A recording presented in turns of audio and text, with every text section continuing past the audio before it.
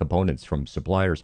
More trouble for Willow Creek Church in South Barrington. Chicago Tribune reports the church paid $3.25 million to settle lawsuits over the sexual abuse of two developmentally disabled boys by a church volunteer who's now in prison.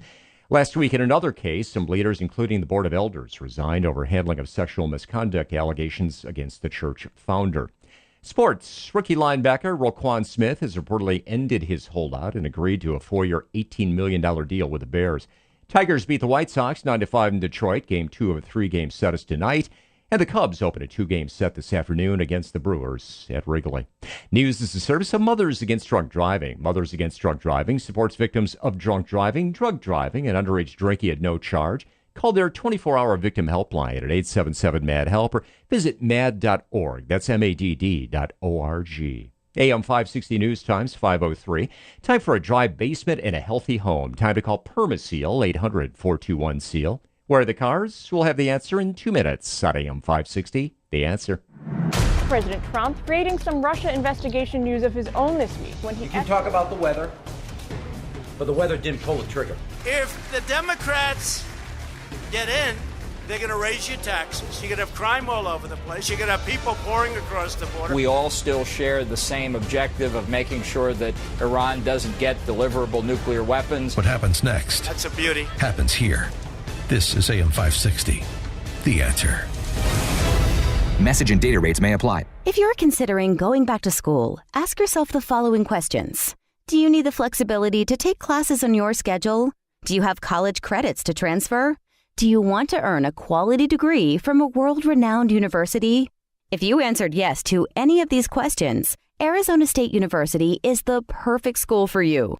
Arizona State University offers over 150 highly ranked degree programs 100% online. You'll earn the same degree as you would on campus from wherever you are on your schedule. Plus, ASU Online accepts most transfer credits. For information, text ENGAGE to 37913. Learn for yourself why ASU is ranked #1 for innovation by U.S. News and World Report, and learn to thrive with Arizona State University. For more information about ASU Online, text ENGAGE to 37913. That's ENGAGE to 37913. Hey, if you're missing teeth or even a single tooth, then dental implants are a fantastic way to regain your confidence, your smile, and your dental health. Hey, Sean Hannity here. So what are you waiting for? Find out now if implants are for you. Successful implants don't come from an implant factory. Skill, treatment, installation, those are the main differences for successful lifelong implants. That's why you need to see Dr. Neruzzi at Fox River Periodontics. Dr. Neruzzi is the recommended choice of dentists that don't do implants themselves. You need the experience, the skill, and honesty that over 25 years of dental implants brings, and you're going to be happy with your implant. It's not a mass production procedure because everyone is different. And Dr. Neruzzi wants to talk to you about dental implants today. This is Dr. Neruzzi. I personally guarantee your happiness with your implants. Call Fox River Periodontics at 630-232-7400. They're online at implantsforme.com. Dr. Bob Arnott for Salonpas. I'm training for the world's most grueling paddleboard race. 32 miles of open ocean, high winds and surf. Naturally, I get a lot of muscle pain. 50 years in medicine has taught me what to look for in a pain reliever. Powerful, targeted, non-addictive, and available without a prescription. I found it in Salonpas Lidocaine Plus. It has 2 powerful anesthetics that numb nerves right where it hurts. Salonpas gives me relief. Live from Chicago, it's Saturday Night Live, The Experience. For the first time ever, get an inside look at the making of SNL. Over 500 artifacts direct from the show. Be a part of Wayne's World, Weekend Update, and so much more. Experience all it takes to put the show together. Now at the Museum of Broadcast Communications at 360 North State Street in Chicago. For tickets, visit museum.tv.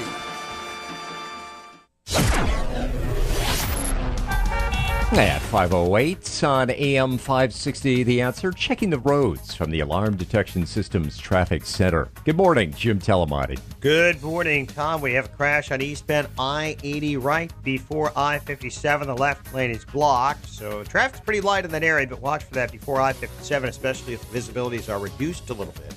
On I-57 itself, inbound traffic stop and go from Halstead to the Merge. This after some overnight construction. It's 18 minutes from I-80 to the Rhine. This should be lifting shortly. It's some earlier roadwork delays on the Bishop Ford Freeway near the Rhine. That work has cleared, and the delays have pretty much dissipated now. Grays Lake 120 remains shut down from Garfield and 83 after a crash Sunday. Required some repairs to be made to the crossing gates in that area. So until further notice, 120 remains shut down. Elsewhere right down the expressways and tollways, things are looking pretty good at this hour. No problems to report on the Edens or the Kennedy. Reversibles are open inbound on the Kennedy. Eisenhower, Stevenson just fine. Orion's still okay as well. No problems to report on Lakeshore Drive. Tri-State Tollway northbound, there's work in the left lane. O'Hare Oasis to Balmoral till 6 o'clock this morning, so expect to slow down there. And there's work on the eastbound Ring and Tollway, 59 to Naperville Road in the right lane. The southbound Veterans Memorial from Army Trail to Butterfield, there's work. Northwest Indiana's looking good right now. Traffic, service of unbound.org. There's a girl in El Salvador who dreams of becoming an engineer. There's an elder in Uganda who dreams of having a community to call his own. No two dreams are the same. Help one person achieve theirs at unbound.org. Traffic answers when you need them most. I'm Jim Telemonte, AM 560, The Answer. Jim, thanks. Chicago's Morning Answer starts next. Now your official Chicagoland forecast from the 1 Hour Heating and Air Conditioning Weather Center. Here's meteorologist Kevin Snyder. Patchy falling for the morning, otherwise a mostly sunny and hot day today with a high 90. Mainly clear night, humid with a low 70. Hot and humid again tomorrow. Sunshine mixing with some clouds. High tomorrow 90 and a low 72. I'm Kevin Snyder on AM 560, The Answer. Right now it's fair and 71 degrees in O'Hare, 75 along Chicago's lakefront. Your next news updates at 5:30. Continuous coverage of the latest news, traffic and weather at 560theanswer.com. Chicago's Morning Answer starts now on AM 560, The Answer. This hourly segment is brought to you by Papa Nicholas Coffee. Papa Nicholas, great coffee, period. This is Chicago's Morning Answer with Dan Proft and Amy Jacobson on AM 560. The Answer.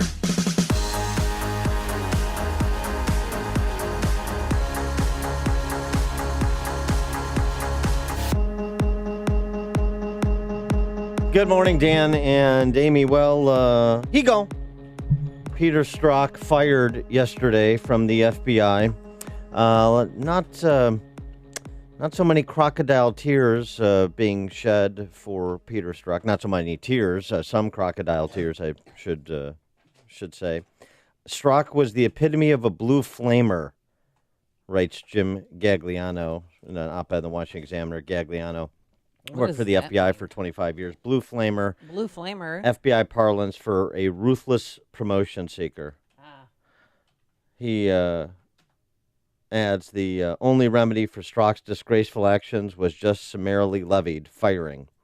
And he, ironically, has met the same fate as his mentor, former Deputy Director Andrew McCabe, fired for lying under oath by the Attorney General after a recommendation of the Inspector General's office. Are you keeping score at home?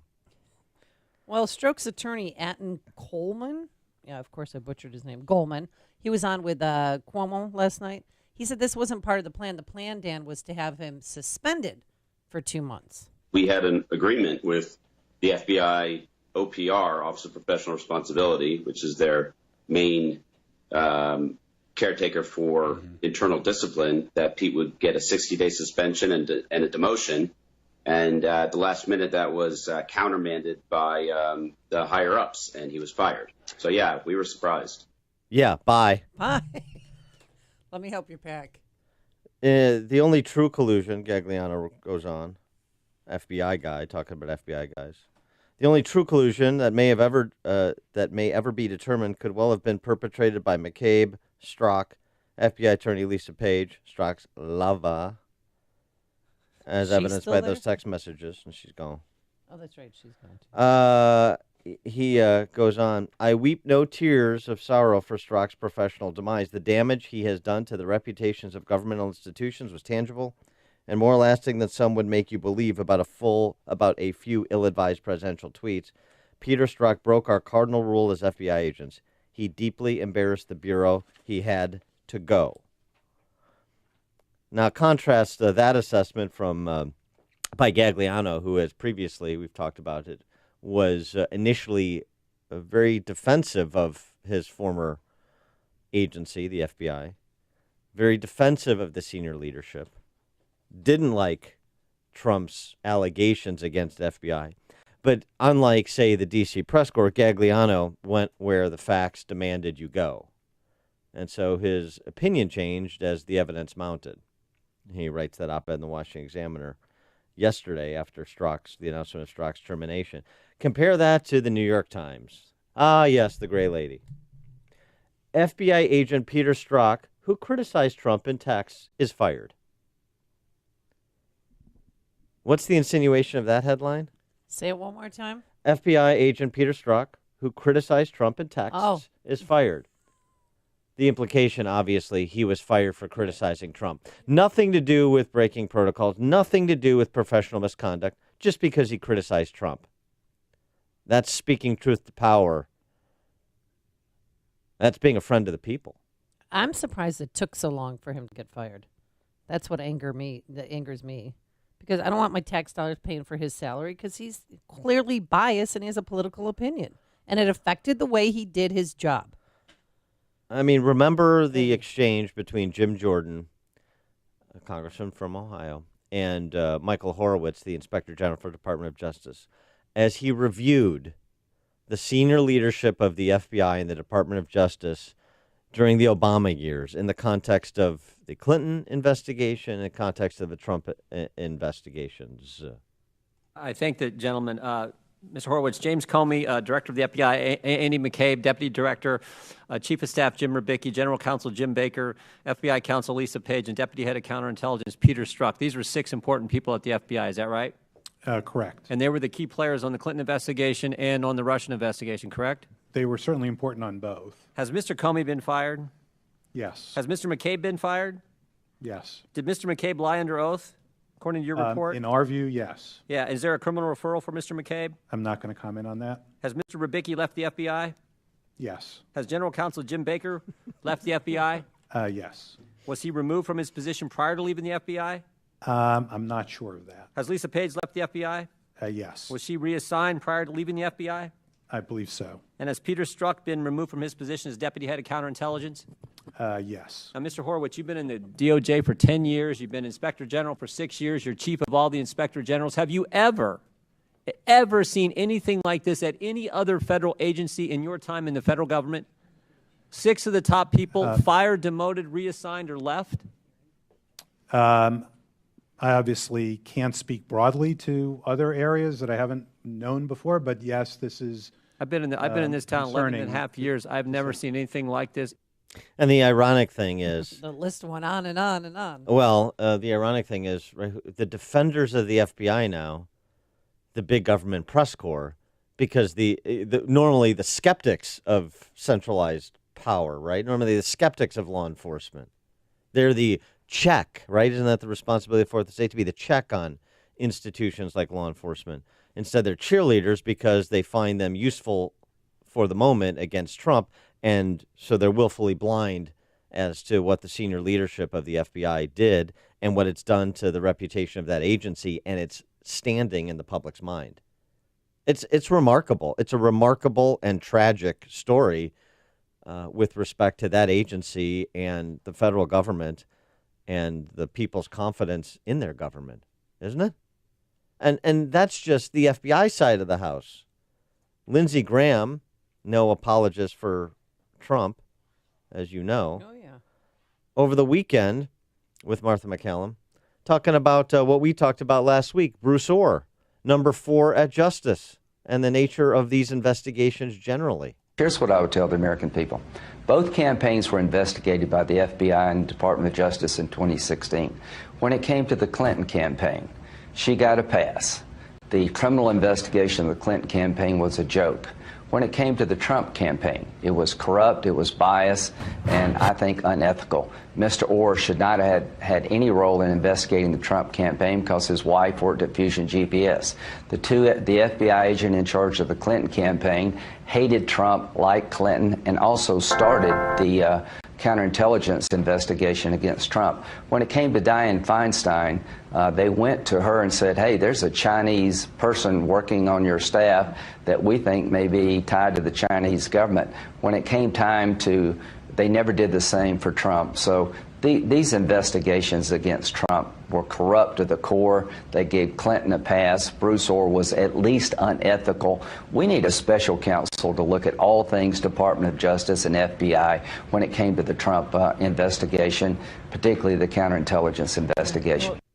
I don't know if we need a special counsel for the special counsel, but Lindsey Graham is right when he says these investigations have been corrupt at their core.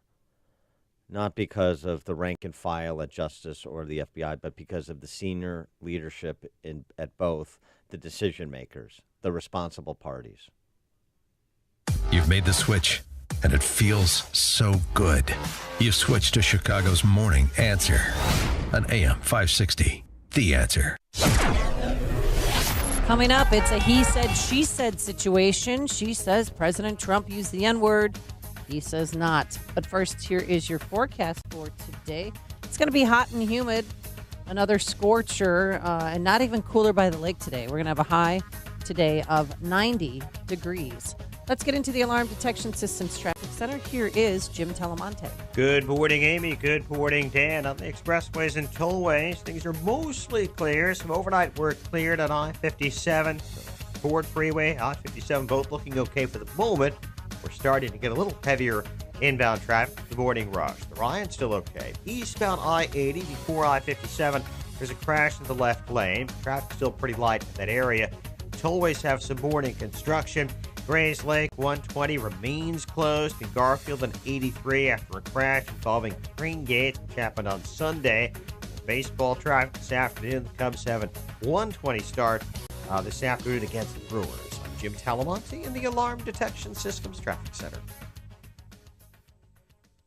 Looking to secure financing on a new home or refinance your existing home? Then you need to call the most honest lender in the mortgage business, Team Hochberg. Mitch contacted the lender who loves their shiny rocket for a VA mortgage, but was overwhelmed by their ridiculously high closing costs. So he called Team Hochberg, which he should have done in the first place. Team Hochberg secured Mitch a lower rate with substantially lower closing costs. Now, when securing a VA loan, you can contact the largest online lender who spends millions promoting their rocket, or you can contact Team Hochberg for lower rates and closing costs. When securing a VA loan, you can call the online lender who loves spending millions, or just do what most people do and call the most trusted local lender, Team Hochberg, 312-751-1333.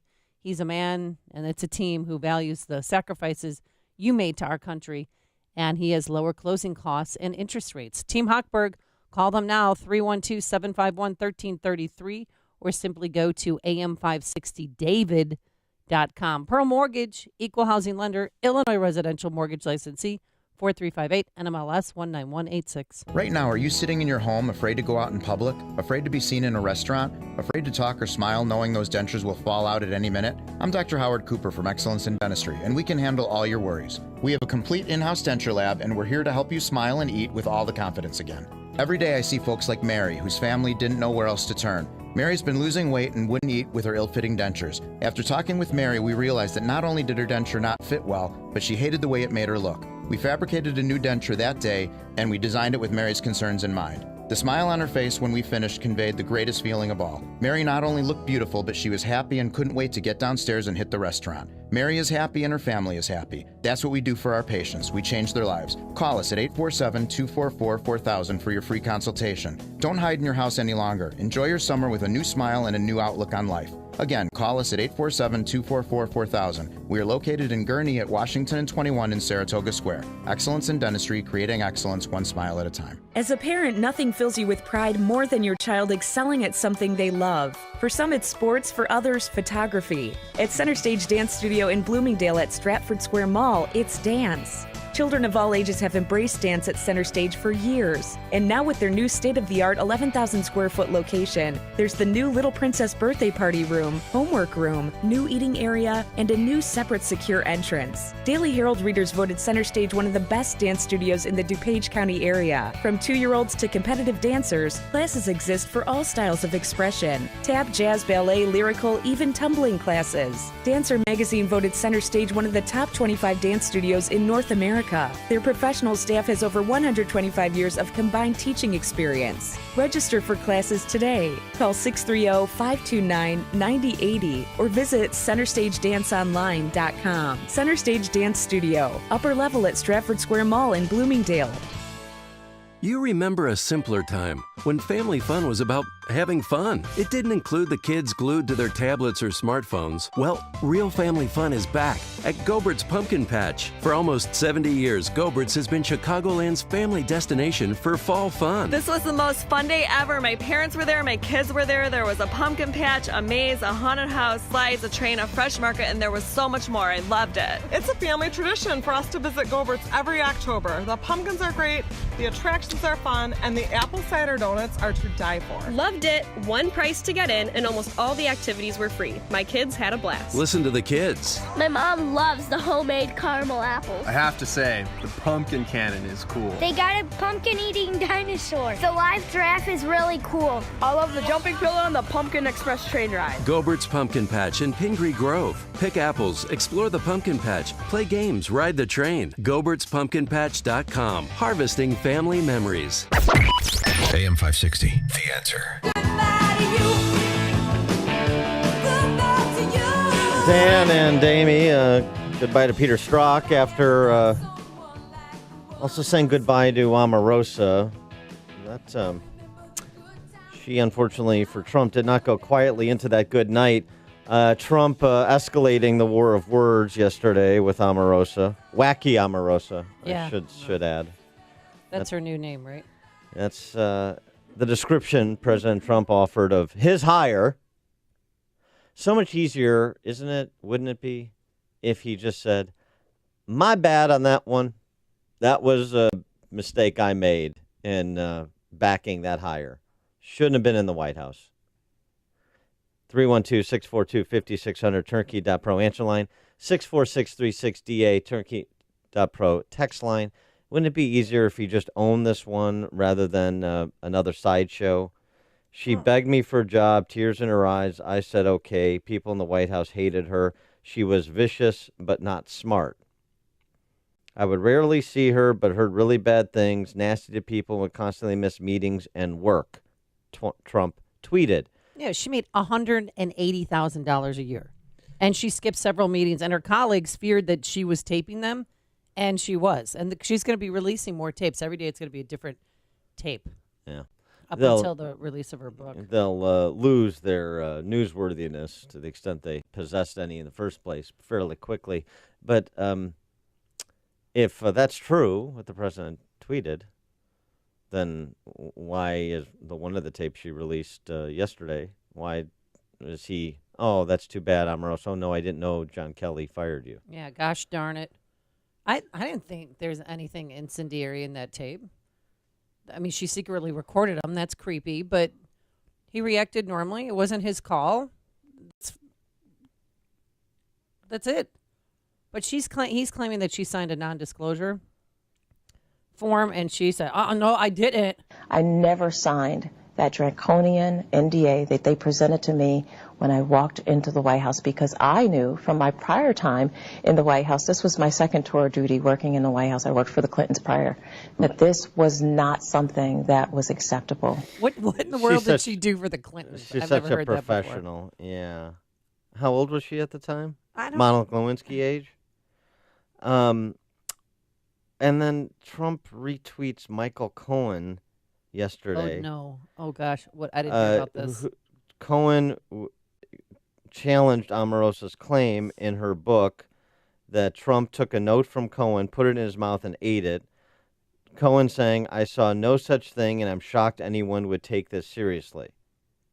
So Trump is retweeting the parasitic dope to undermine the Celebutant social climber, both of whom are his doing. He should distance himself from both of them. He should just stop this junior high school girls gossip circle and focus on adult concerns. I'm much more interested in what he has to say and what he plans to do in the area of, say, international trade. What's going on with negotiating with the Taliban and providing political cover for the removal of the 15,000 men and women still deployed there. The strategy for the midterms. Yeah, Let's talk there's about adult elections things. today in Wisconsin, in Minnesota, Yeah. in Vermont. I mean, he should be tweeting about that. He did send out some tweets, but the thing is, the problem with President Trump is somebody hits him, then he hits back. And yesterday she said that his faculties aren't there. They continue to deceive this nation by how mentally declined he is, how difficult it is for him to process complex information, how he is not engaged in some of the most important decisions that impacts our country. Yeah, she's probably projecting, but I mean, I couldn't be less interested in what Omarosa has to say. But Trump feeds the frenzy. Mm-hmm. And it's not helpful. And then, we get the pushback from the kind of knee-jerk Trump supporters, the Trump can do no wrong. Everything he does is beyond reproach. Well, one, it's just factually not true because the reality on the ground suggests otherwise. And that kind of willful blindness leads you to dangerous places if you're concerned about things like Trump keeping his working majority on the Hill, Trump moving his policy agenda. These low-rent sideshows that are all of his making. Yep. Own it and move on. It's okay you made a bad personnel decision, or two or three. It happens to the best of us. Own it and move on.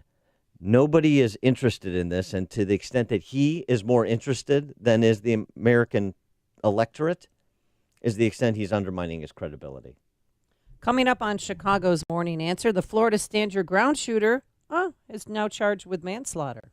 And later, Dan, I have something special for you. Tennis tutus. But first, let's get into the newsroom. Here is Tom Beck, who's sitting in for Mike Scott. Amy, Dan, good morning. Police in London are investigating after a man drove a car into a group of people. They still won't say if it was terror-related, but they say at 7:37 exactly, a man drove his car into security barriers outside the Houses of Parliament. That's NBC's Bill Neely, who says the driver was arrested. Some pedestrians are hurt, but their injuries are not considered life-threatening. Happened in the same area where last year a man killed 5 people with a car and a 6th with a knife in a terror attack. He was killed by police. Another death from California's wildfires. This time the Mendocino Complex fire in Northern California killed a firefighter from Utah. Voters head to the polls today for primaries in Minnesota, Wisconsin, Vermont, and Connecticut. In Wisconsin, Republicans will choose a candidate to take on incumbent Democratic Senator Tammy Baldwin. Turkey's president says his country will boycott electronic products from America. That's while the Trump administration steps up tariffs on Turkish steel and aluminum, in part over detention of an American pastor. Deerfield-based Caterpillar says it's being affected by tariffs on steel and aluminum. Chief Financial Officer Joe Creed told the Wall Street Journal companies having trouble getting parts and components from suppliers. A person was reportedly shot and killed in Northfield last night, and what police say was domestic-related. NBC5 reports the suspect was taken into custody in Winnetka. And opening statements are scheduled for today at the trial of 2 reputed gang members charged with murdering Chicago teen Hadiya Penelon. They're accused of shooting Penelon while she was waiting with friends at a park shelter. She was killed 1 week after she'd performed at President Obama's second inauguration. News is the service of Compassion International. You can't change the whole world, but you can be part of the change in the world for a child living in poverty by becoming a Compassion International child sponsor. You can choose a child to sponsor now at compassion.com/radio. That's compassion.com/radio. AM 560 News Times 5:33. How bad is traffic? We'll have the answer in 2 minutes on AM 560. The Answer. Mike Gallagher, The Mike Gallagher Show. There are plenty of good, solid journalists who do their best to report the news straight down the middle. But there are plenty of corrupt journalists who masquerade as news people who are actually advocates. They're trying to stop this presidency, and normal people know it. The Mike Gallagher Show. Weekdays at 9, right before Dennis Prager at 11 on AM 560.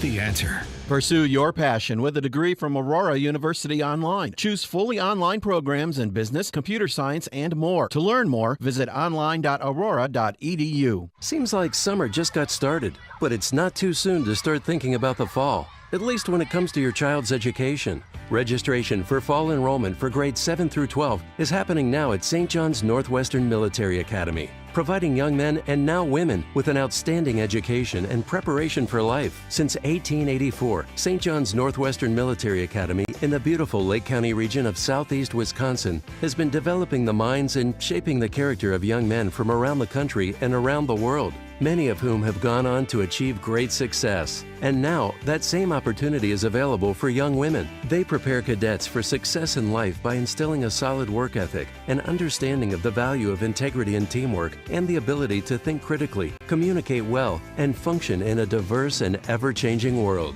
To learn more about fall enrollment or to schedule a visit, call 1-800-SJ-CADET. That's 1-800-SJ-CADET, or visit their website, sjnma.org. At 5:35, checking roads from the Alarm Detection Systems Traffic Center. Here's Jim. Thanks, Tom. And Grays Lake 120 remains closed in Garfield and 83 after a collision involving crane gates, which happened on Sunday. The Edens is clear. The Kennedy looks good. Reversibles are open on the inbound side. Inbound Eisenhower getting a little congestion now approaching Des Plaines Avenue. Inbound Stevenson, you've got a 2-minute delay central to Pulaski. Inbound Ryan, traffic slow from 95th to 91st and from the Stevenson to the Burn Circle. 20 minutes, 95th to downtown. Outbound Pond at 15. There is some road work from 97th. Split should be wrapping up in the next half hour. I-57, 18 minutes. I-80 to the Merch Beach at 427. Delays start at 111th. Tri-State okay. There is some road work northbound in the area around the O'Hare Oasis. Traffic service of Mothers Against Drunk Driving for victims of drunk and drugged driving. Their brief is unique. You're not alone. MAD is here to help. Call their 24-hour victim helpline, 877-MAD-HELP, or visit mad.org. It's MADD.org. Traffic answers when you need them most. I'm Jim Talamonte, AM 560, The Answer. Jim, thanks. More of Chicago's Morning Answer comes your way next. Now, your official Chicagoland forecast from the 1 Hour Heating and Air Conditioning Weather Center. Partly sunny with unhealthy air quality for sensitive folks. High 90. Wednesday, mostly cloudy and humid. Scattered showers and storms. High 81. Thursday, variable clouds, scattered storms. High of 82. Right now it's fair and 71 degrees in O'Hare. 75 along Chicago's lakefront. Next news update comes your way at 6 o'clock. Continuous coverage of the latest news, traffic, and weather at 560theanswer.com. Now, more of Chicago's Morning Answer on AM 560, The Answer. This hourly segment is powered by CharlesEquipment.com, keeping the lights on through summer storms. If you're looking for the latest news, insight into what it means, and the sharpest opinion, there's only one station in Chicago where you can turn, and it's this one. We're AM 560, The Answer.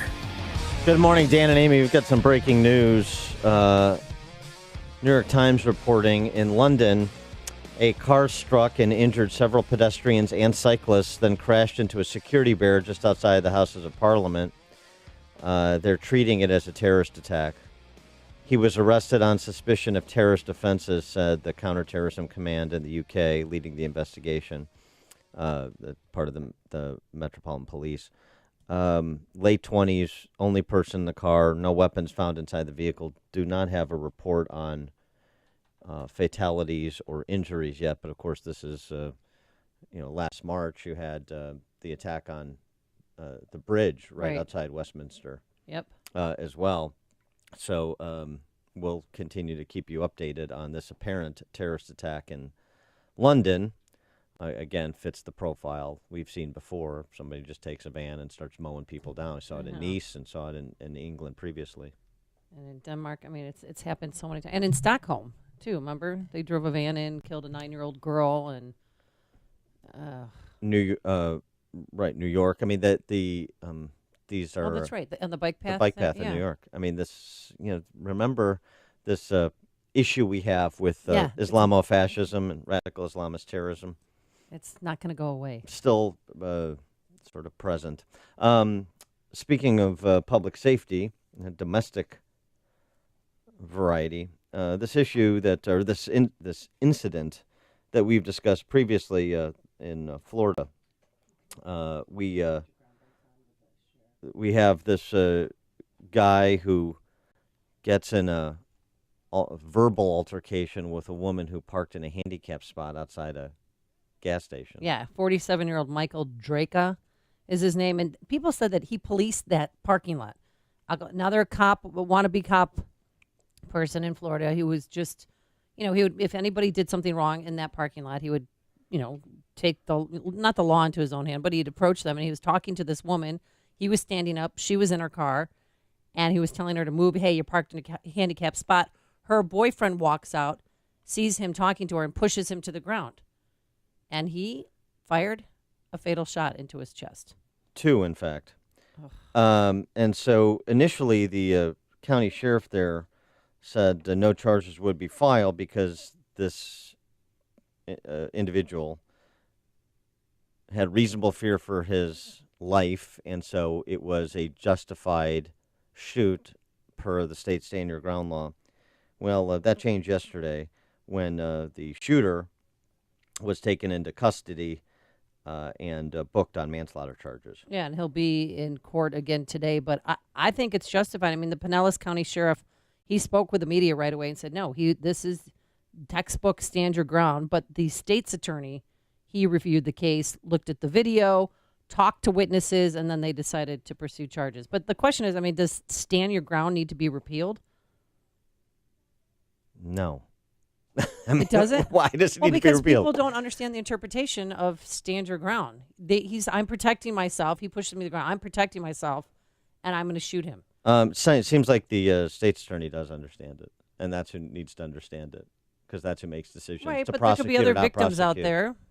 I mean, there in the future, because the victim Marcus McLaughlin would still be alive today if this law didn't even exist. How's that? Because the 47-year-old wouldn't have felt empowered to protect himself, which he did. I mean, he had a concealed carry, but he thought he was in the right, and that's what his attorney was arguing yesterday too, that he was standing his ground, that he felt threatened. But the thing is the victim didn't lunge toward him. After he pushed him to the ground, he stood there with his arms down. I know I'm making no sense right now. Well, I mean, where are the people? We had so many listeners applauding Michael Draka. 312-642-5600 saying, oh, no, he had every right to shoot that man. It was not a good shoot. The state. So this is the opposite of what happens in Chicago. You had the police make a bad call, and the state's attorney's office made the right call. Here we have the police arrest people, and then Kim Foxx lets them go. Oh, so it's kind of like interesting. It's the reverse of what we do here. But the stand your ground law, reasonable person standard, fear for your life effectively, and so you can respond with lethal force. Well, that clearly wasn't the case based on the video that we both watched and we've discussed, and we played the audio when this incident first arose to sort of national attention. And I don't think it's a close call, and neither did the state's attorney.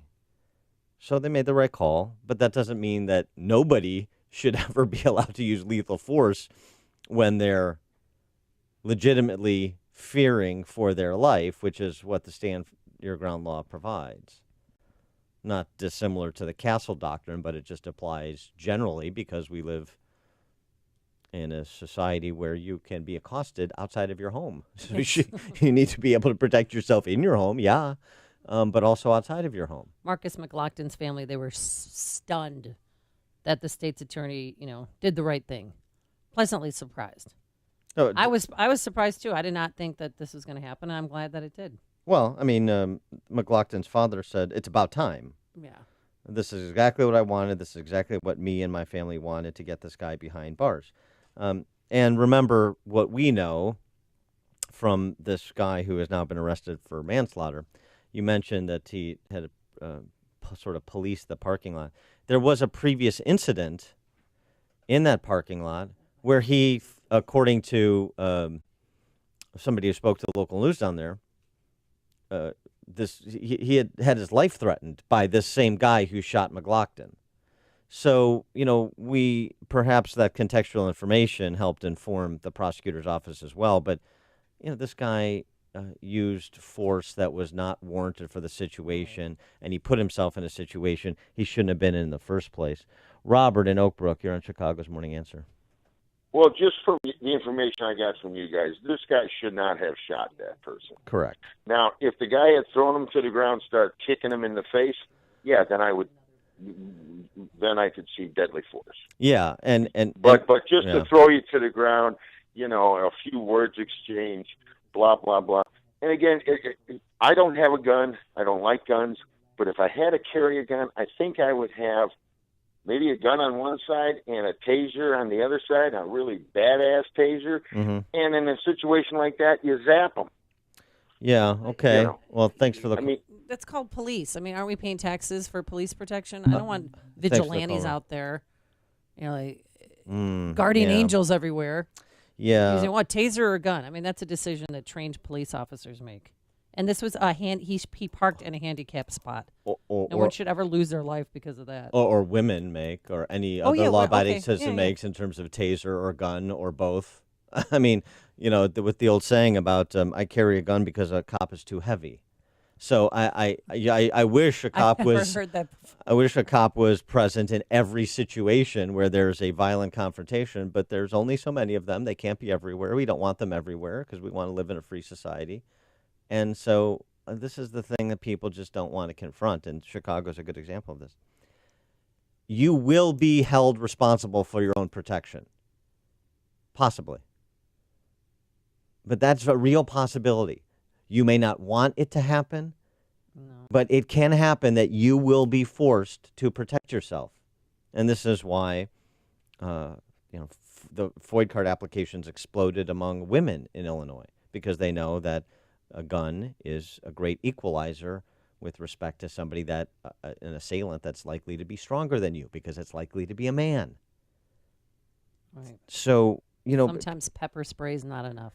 Right. We played the audio that was released, or per the video that was released, of this DUI traffic stop. 2 Pennsylvania state troopers tased a guy, tased him again after he attacked the police officers when they were doing a field sobriety test. And he kept going. He kept going so much that he was able to wrestle himself away from 2 state troopers, run around to the driver's side, pull a gun, and there was a gunfight in which one of the state troopers nearly died. So again, the idea, just tase, and then, the assailant is participating in this too. Right. Which is why these situations are so fact-specific, and why you have to make a judgment in terms of the level of force used based on the threat present. Philip in Blue Island, you're on Chicago's Morning Answer. There's this this thing with fear of black men, and I think he was the shooter was verbally abusing. I think it was a woman in a car. Yeah, with his some girlfriend. children. Actually, Yeah. His girlfriend. And so, I don't think any man would let somebody abuse their girlfriend with the children in the car, and expect to be shot for pushing somebody, or because he fell over like a wet noodle. Agreed. And pull out a gun and to shoot the guy. Right. To justify that is I'm sorry. Go ahead. I'm sorry. No, we're in vociferous agreement. I mean, this is why we said from the beginning that he should be charged with manslaughter, and now he has been. I mean, that shoot was not a good shoot. I agreed. But the fear of, stop with fearing all black men. This is just ridiculous, and that's why I think this law was made anyway, to justify people like the guy who shot the kids in the car. I think he went to jail though for playing their music loud. It just emboldens people to do some really crazy things. And but I thank you for taking my call. All right, thanks for the call, Philip. Hear about the big stories of the day, then talk about them right here on Chicago's Morning Answer on AM 560. The Answer. Coming up, Mayor Emanuel, 2-2s for tennis. Might want to get yourself one. But first, here's your forecast today. Mostly sunny with a high near 90 degrees. Tonight, it's going to be cloudy with a low of 73. And Wednesday, we're going to have a chance of showers and thunderstorms. Cooler, a high near 79 degrees. And same for Thursday, mostly cloudy, a high near 75. Let's get into the Alarm Detection Systems Traffic Center. Jim Talamonte. Thanks, Amy. Thanks, Dan. Kennedy inbound. A little heavy now. Cumberland to Canfield. It's 22 minutes. O'Hare to downtown. Alpine still fine at 20. The Edens looks good. So does the Spur at the moment. Don Eisenhower. Delays are from Wolf First Avenue and Damon to Ashland. 33 minutes. 390 to downtown. Stevenson, 42 minutes. 355 to Lakeshore Drive. Delays start at First Avenue. Ryan, 22 minutes, 95th to downtown. I-57, 18 minutes, I-80 to the merge. Bishop, 426. Northbound Tri-State, a little slow from the Reagan tollway to the Ike. I'm Jim Talamonte in the Alarm Detection Systems Traffic Center. Upstream-ideas.com, premium content that complements what we do each morning on this show. This week, in our Against the Current series featuring opinion leaders and policymakers, Sean Spicer, I sat down with former Trump press secretary, talk about some of the revelations in his new book, The Briefing, and answer questions about his relationships going to work for Trump on the Hill and in the D.C. press corps, and post. Does he get harassed like Sarah Huckabee Sanders does when he goes out to eat? Really interesting interview. Talked a lot about the midterm elections, too, so you get Spicy's insights there. Check that out at upstream-ideas.com. And then don't forget our sister site, defendhomeowners.com. Free property tax report on your home, and then we have updated home sales and property tax info per the first 6 months of home sales this year. We've been rolling out these regional reports over the last couple of weeks, and we'll continue to do so. All the property tax and home sales info, defendhomeowners.com. The Spicer interview and everything else, upstream-ideas.com. When a tornado rips through Kansas, Dorothy Gale and her dog Toto are whisked away to the magical land of Oz. They follow the yellow brick road toward the Emerald City to meet the Wizard of Oz, a timeless classic now playing at the Palace Theater in the Wisconsin Dells. The Palace Theater is a marvelous time for the entire family and will build extraordinary memories year-round. Broadway musicals, theater classics, and special tribute artist performances dot the calendar. For more information, visit DellsPalace.com. Coming up at the Palace Theater, this is Tom Jones, The Tribute, August 31st and September 1st. Staying Alive, a Bee Gees tribute, one night only, Thursday, September 6th. And then it's John Denver tribute artist Ted Vigil, September 6th, 7th, and 8th. It's the Palace Theater Concert Series in the Wisconsin Dells. For more information, visit DellsPalace.com.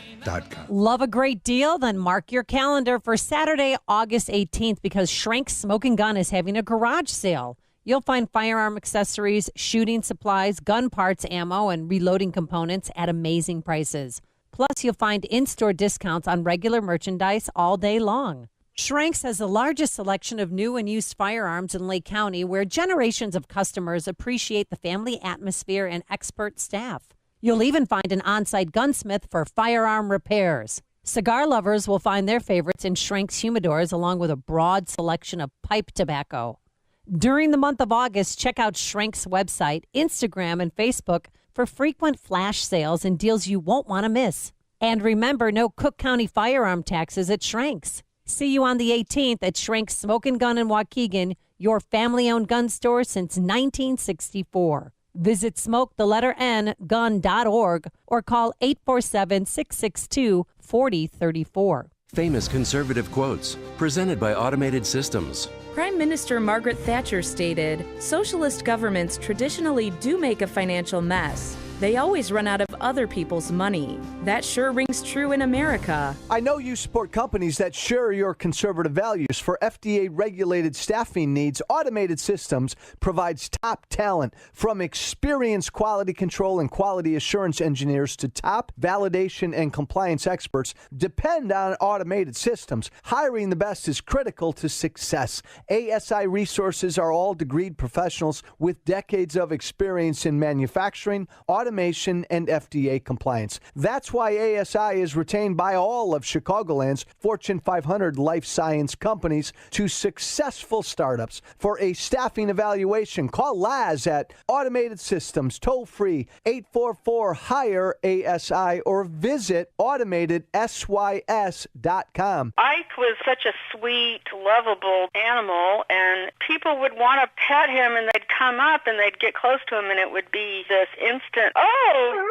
My dad didn't want to touch him. It's like, "Ooh, get the stinky dog away from me." Even after we'd give her a bath, she would still stink. Very stinky, both bad breath and bad gas. I asked the vet, and he said some dogs are just stinky. Does your dog itch, scratch, stink, or shed like crazy? Come to Dinovite for help. DINOVITE.com. The omega-3 fatty acids. Flaxseed, zinc, alfalfa, the digestive enzymes that are cooked out of regular dog food. The ingredients convinced me that it was definitely worth trying. After about a week, he started smelling normal. My husband and I were really kind of astonished. Dinovite is nutrition. 859-428-1000. DINOVITE.com. Our freedom and security are made possible through the service and sacrifice of our military and first responders. The Gary Sinise Foundation provides many outreach programs supporting these brave men and women. Join us. Donate at GarySiniseFoundation.org. Remember this promise from Barack Obama? And if you already have health care, then we're going to reduce costs an average of $2,500 per family on premiums. The truth is, premiums in the individual under 65 market have more than doubled since the ACA exchanges opened in 2014, especially for the millions of Americans who do not qualify for subsidies. If you're healthy and do not need coverage for pre-existing conditions, premiums are much lower in the non-ACA health insurance market. These policies will keep you consistently insured all year long, and they include a nationwide PPO. And there's no one better to help you navigate the Obamacare maze than C. Stephen Tucker. He's a 20-year licensed broker who I know and trust, who's been educating listeners for more than 6 years. Steve, how can our listeners get in touch with you? Thanks, Dan. They can visit healthinsurancementors.com. That's healthinsurancementors.com. Or call me directly at 630-674-1551. That's 630-674-1551. With the recent rains and wet weather, Permaseal is working very hard to help every homeowner in Chicagoland and Northwest Indiana area. But we need your help. Hi, I'm Roy Spencer, president of Permaseal Basement Systems. We're hiring in all departments, especially sales, customer service, and installation. We're looking for people with a great work ethic, who have ambition, a positive attitude, want to learn new skills, and have a desire to make the world a better place. Sound like you? Then go to permaseal.net/careers to apply today. No experience needed. We will teach you to become an expert in waterproofing and foundation repairs. Even if you're not presently looking for another job, I'd encourage you to consider working for Permaseal. We offer great training, year-round work, tremendous growth opportunities, and a great, fun work environment. To apply, go to permaseal.net/careers. If you're looking for a career change or a dry basement, you know who to call. Permaseal. 800-421-7325 or go to permaseal.net. Permaseal. Watch today's show live right now on the Income Store live video stream at 560theanswer.com. At 5:57, checking roads from the Alarm Detection Systems Traffic Center. Here's Jim. Thanks, Tom. We have updated travel times, and it's a high number on the inbound Bishop Ford Freeway. Traffic's jammed, 111th to the right. It's 40 minutes, 40 from 8094 to the merge. Outbound 5 at 15. I-57, 18 minutes from I-80 to the line. The inbound ride, it's slow from the merge to 75th, and from 31st to the Burn Circle. 23 minutes, 95th to downtown, outbound 15. The Edens is fine. The Kennedy inbound, tight Cumberland Canfield, 22 minutes, O'Hare to downtown, outbound 20. Inbound Eisenhower delays start at Wolf Road, 39 minutes, 390 to downtown, 26 from Manheim, outbound still okay. Inbound Stevenson, 42 minutes, 355 to Lakeshore Drive, delays start at First Avenue. Northbound Tri-State heavy from the Reagan tollway to the Eisenhower. The other tollways are looking good. Traffic service of Mothers Against Drunk Driving. For victims of drunk and drugged driving, your brief is unique, but you're not alone. Call MADD's 24-hour victim helpline, 877-MADD-HELP, or visit MADD.org. That's MADD.org. Traffic answers when you need them most. I'm Jim Talamonte, AM 560, The Answer. Jim, thanks. Now your official Chicagoland forecast from the 1 Hour Heating and Air Conditioning Weather Center. Here's meteorologist Kevin Snyder. Hot and humid today with sunshine mixing with some clouds. Air quality will be unhealthy for sensitive groups today, high 90. A passing late night shower tonight with a low 71. I'm Kevin Snyder on AM 560, The Answer. Right now it's fair and 71 degrees in O'Hare, 75 along Chicago's lakefront. In the news, one man is in custody after a domestic-related shooting in Northfield. Happened at the 300 block of Latrobe Avenue yesterday evening. Later, a man was arrested in Winnetka after a barricade situation. Former White House staffer Omarosa Manigault Newman's tell-all book will be released today. The fired staffer told MSNBC President Trump contradicted himself regarding violence in Chicago. In Chicago's Albany Park neighborhood, a man was killed, a woman wounded after they were shot last night. Two were walking the 3800 block of West Argyle at the time. No word of a motive or who shot them. A man was killed in a shootout with police in Richton Park yesterday afternoon. Last week, various church leaders resigned from Willow Creek Church in South Barrington over the handling of sexual misconduct allegations against the church founder. Now the Tribune reports the church paid $3.25 million to settle lawsuits over sexual abuse of two developmentally disabled boys. News and service of Compassion International, sponsoring a child with compassion, the most effective way to end extreme child poverty. Release a child from poverty would become a Compassion sponsor. This is WIND Chicago. It's 6 o'clock and time now for Fox News. Terror in Britain. I'm Dave Anthony, Fox News. A man drove a car into people near Parliament. It's not like a road traffic incident. This is something, in my opinion, planned and very sinister. He watched it all happen. Fox's Simon Owen has more details live from London. Dave, camera footage appears to show a car veering across a road, ploughing through a group of cyclists, and then hitting a security barrier outside the UK Parliament. Police say 3 people were injured, one of them seriously. The driver has been arrested, and police confirm it is being treated as terrorism. Our priority now is to formally establish the identity of the suspect and establish his motivation if we can. He is not currently cooperating. London's counter-terror police chief Neil Basu saying this appears to be a deliberate act. Dave? Simon, for the 6th time in the past few weeks, a firefighter's been killed battling those California wildfires. He's from Utah. He was on the front lines of the giant Mendocino Complex fire. Another fire near Montana's Glacier National Park burned down structures, prompted evacuations. President Trump is urging another Democrat to run against him in 2020. New York Governor Andrew Cuomo. The one thing we know, and they do say, anybody that runs against Trump suffers. That's the way it should be. The president, while fundraising in Utica, also took a shot at another potential 2020 candidate, Democratic New York Senator Kirsten Gillibrand, saying she's not aggressive getting things done. She tweeted, "The president refused to acknowledge the work I've done." Sound familiar, ladies? It's primary day in 4 states. One candidate for governor in Vermont, only 14 years old. My campaign, it transcends age. Ethan Sonneborn has labeled this platform practical progressivism. That government should be in the business of making people's lives better. You're probably asking, how can a teen run for his state's highest office? Well, nowhere in Vermont's constitution does it say he can't. That's Fox's Gernal Scott. This is Fox News, fair and balanced. President Trump creating some Russia investigation news of his own this week when he... You can talk about the weather, but the weather didn't pull the trigger. If the Democrats get in, they're going to raise your taxes. You're going to have crime all over the place. You're going to have people pouring across the border. We all still share the same objective of making sure that Iran doesn't get deliverable nuclear weapons. What happens next? That's a beauty. Happens here. This is AM 560, The Answer. It's the Ford Summer Sales Event. And now, while selection is best, it's the best time to buy. With amazing offers across a full lineup of Ford vehicles, now is the time to make summer go right with Ford, America's best-selling brand. Stop by a local Ford store or shop online at buyfordnow.com, because there is no better time than right now to get behind the wheel of a new Ford during the Ford Summer Sales Event.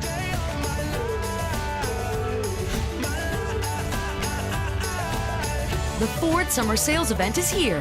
Right now, get 0% APR financing for 60 months plus $1,000 bonus cash on the 2018 EcoSport.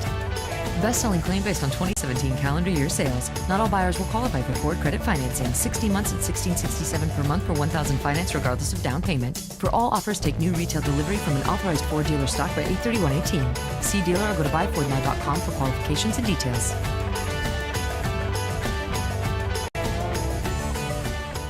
Make sure to check out the Income Store live video stream of today's show right now at 560theanswer.com. This is Chicago's Morning Answer with Dan Proft and Amy Jacobson on AM 560. The Answer.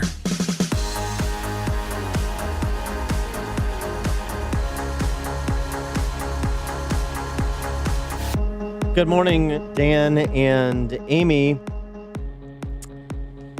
That would be me. That is you. Trump in New York. Be Dan. Campaigning yesterday and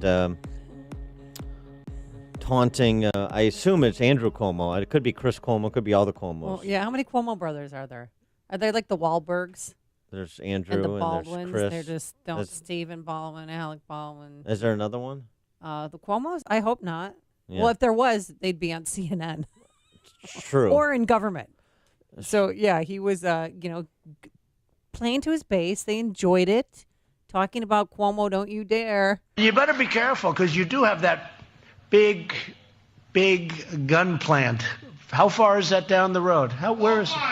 1 mile down the road? Well, you better be careful because they want to end your Second Amendment and they're putting a big move on it.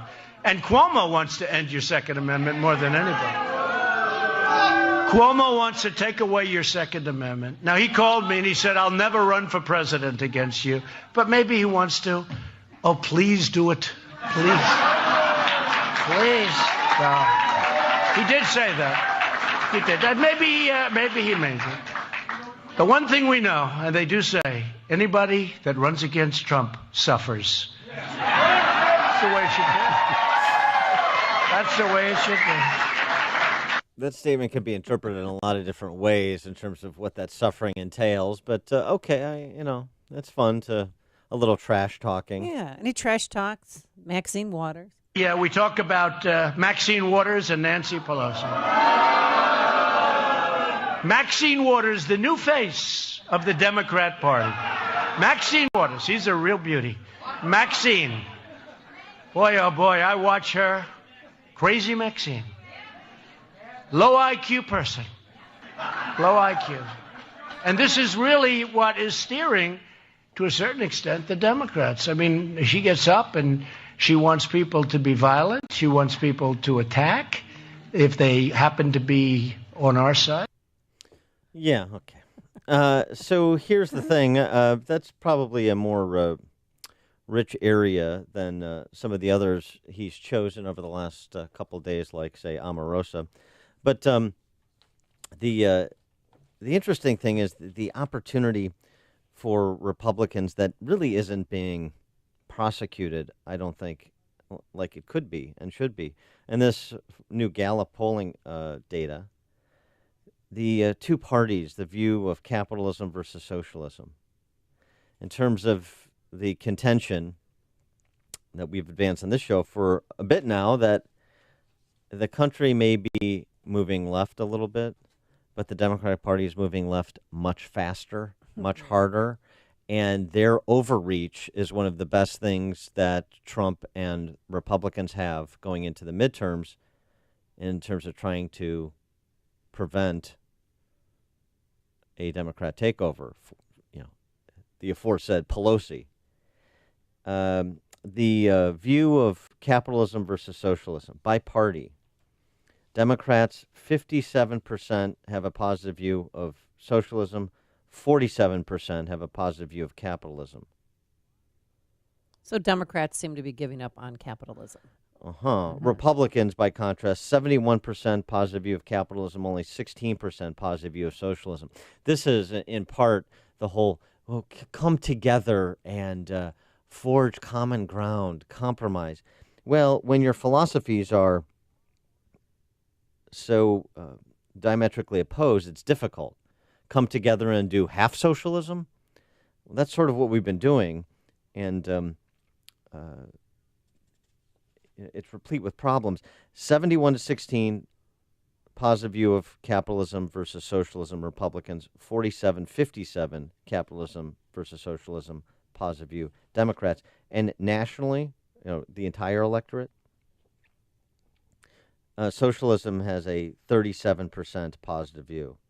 Well, that's a bit frightening, but 57% of Democrats view socialism positively. The nation as a whole, the number's 37%. The overreach. Compare that to capitalism nationally, 71%. And part of this is how you term it. Mm-hmm. The positive views Americans have toward free enterprise, Gallup tested, 79%. Towards entrepreneurs, 86%. Towards small business, 92%. You know what the Americans are more skeptical of? Probably not as much as they should be, but at least more skeptical, still directionally correct. Big things. Big business, 50-50. Federal government, only 39% have a positive view. And as I said, socialism, 37%. Big, centrally planned things, and big business, of course, operates very much like the government and often in cahoots with the government. Many big businesses as almost as sclerotic as the federal government, even though, of course, they're still profit maximizers or have to be to survive and thrive. But it's just interesting to me. I don't know if you agree, but this is an area where I think Trump could shore up some leaners for other candidates down ballot, since he's not on the ballot in November. Congressional candidates shore up some of their voters who are a little queasy about some of Trump's antics. Maybe not totally on board with some of what you heard in New York yesterday, just stylistically don't like the guy. Right. Susan Estrich, writing in the Boston Herald, Susan Estrich, former Hillary Clinton campaign manager, liberal college professor. Donald Trump's numbers, not as bad as some believe. The big problem on my side of the aisle these days is so many people hate Trump so much that they can't acknowledge his strengths among voters and simply cannot believe he could possibly win. And Estrich believes, looking at the numbers, that he absolutely could win again. We mentioned the Pew numbers that came out last week and how the Trump coalition, there's been some attrition, but the Trump coalition that put him in the Oval Office has largely stayed together. Estrich contends that the economy's performance helps. Democrats don't have a clear alternative choice. This is going to be a messy primary. She writes that if you get three Democrats together right now, they'll have at least two, potentially three different candidates to challenge Trump. And that's true. I mean, that's sort of where Republicans were going into 16. So it's not that they can't coalesce around somebody. Ultimately, they will. But it's going to be fractious and complicated for the next 2 years in the run-up to whoever that Democrats are going to nominate. And the third reason she cites is that Donald Trump may be many things, but he is not stupid. He is not in over his head, despite what Omarosa says, speaking of somebody who's in over her head. He's been swimming along just fine. He is shrewd. You don't get to be president without being shrewd. Trump has taken some hard hits. You may try to convince yourself that the problem was Hillary Clinton, that she lost. I don't see it that way, writes Estrich. Clinton fought hard, Trump won, and he could do it again. Interesting perspective. Tom in Deer Park, you're on Chicago's Morning Answer.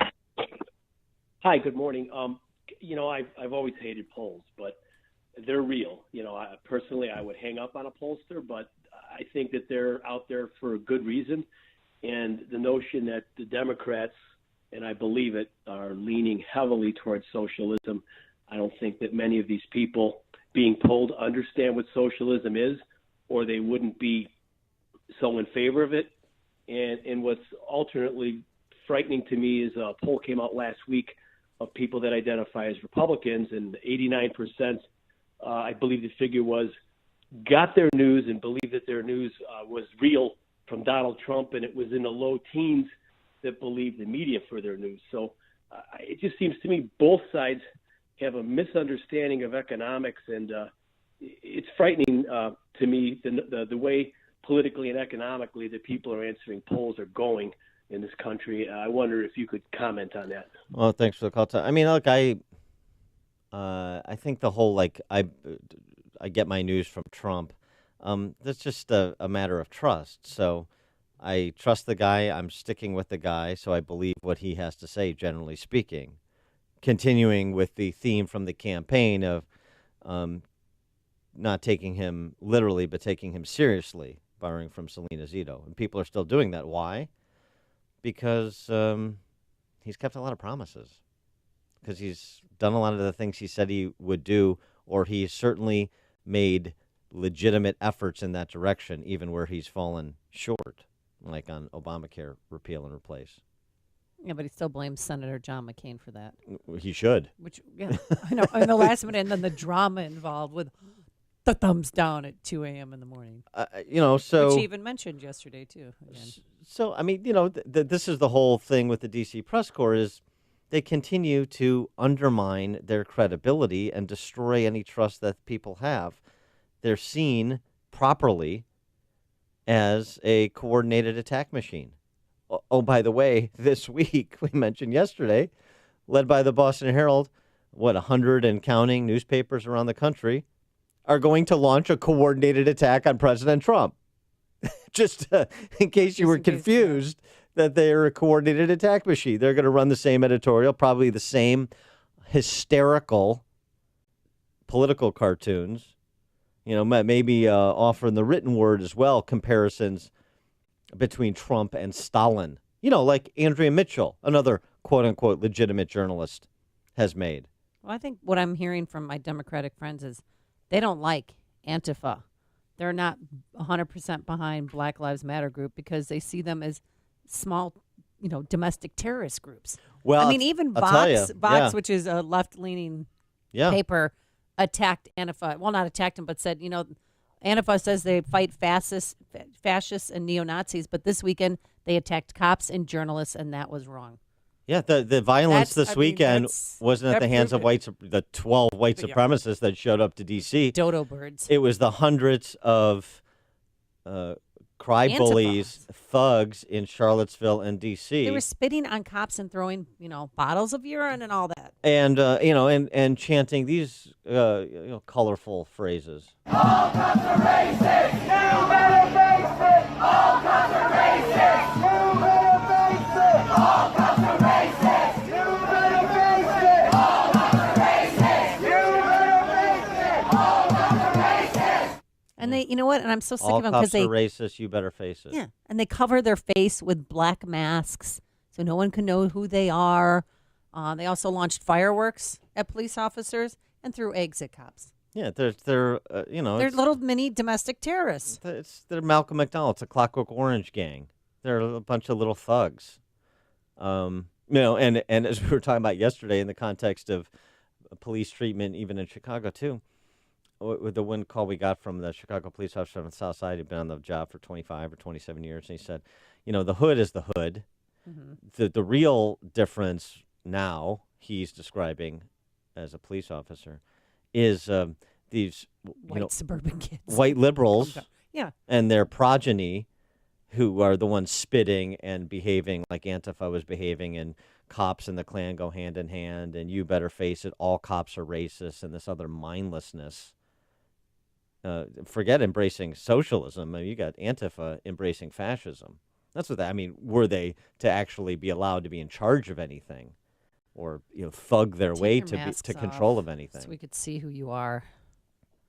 We know who you are. We know by your behavior. That's Yeah. what matters. I mean, people are like, oh, Trump rips on the media. Well, the people on the left attack the media.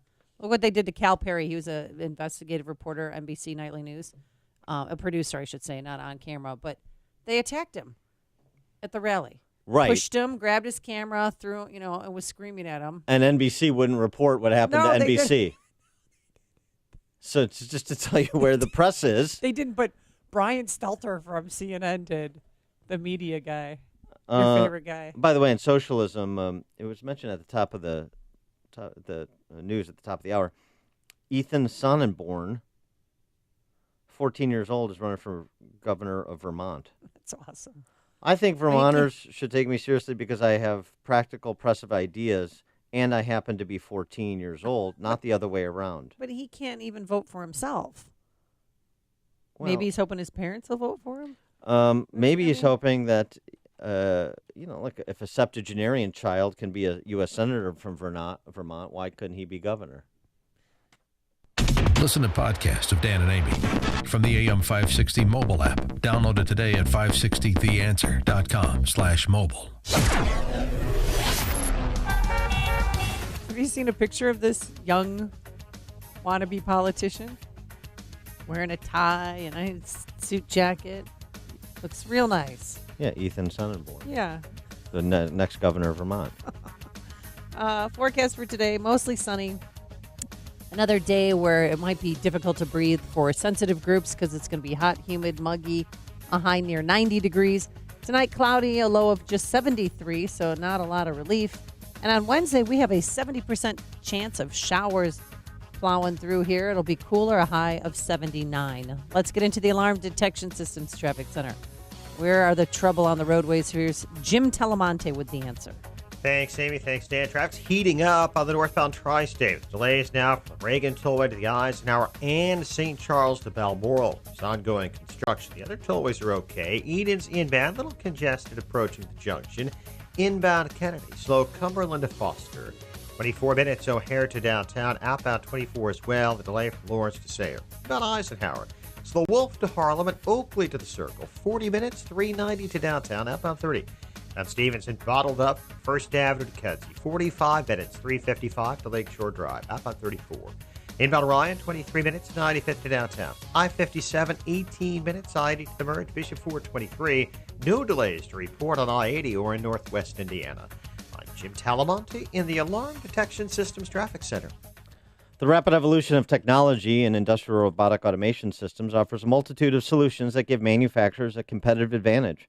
From ergonomics, quality control, and the need to meet increased production goals, while improving the life of everybody on the factory floor, industrial robotic automation can mean increased profitability and higher quality jobs.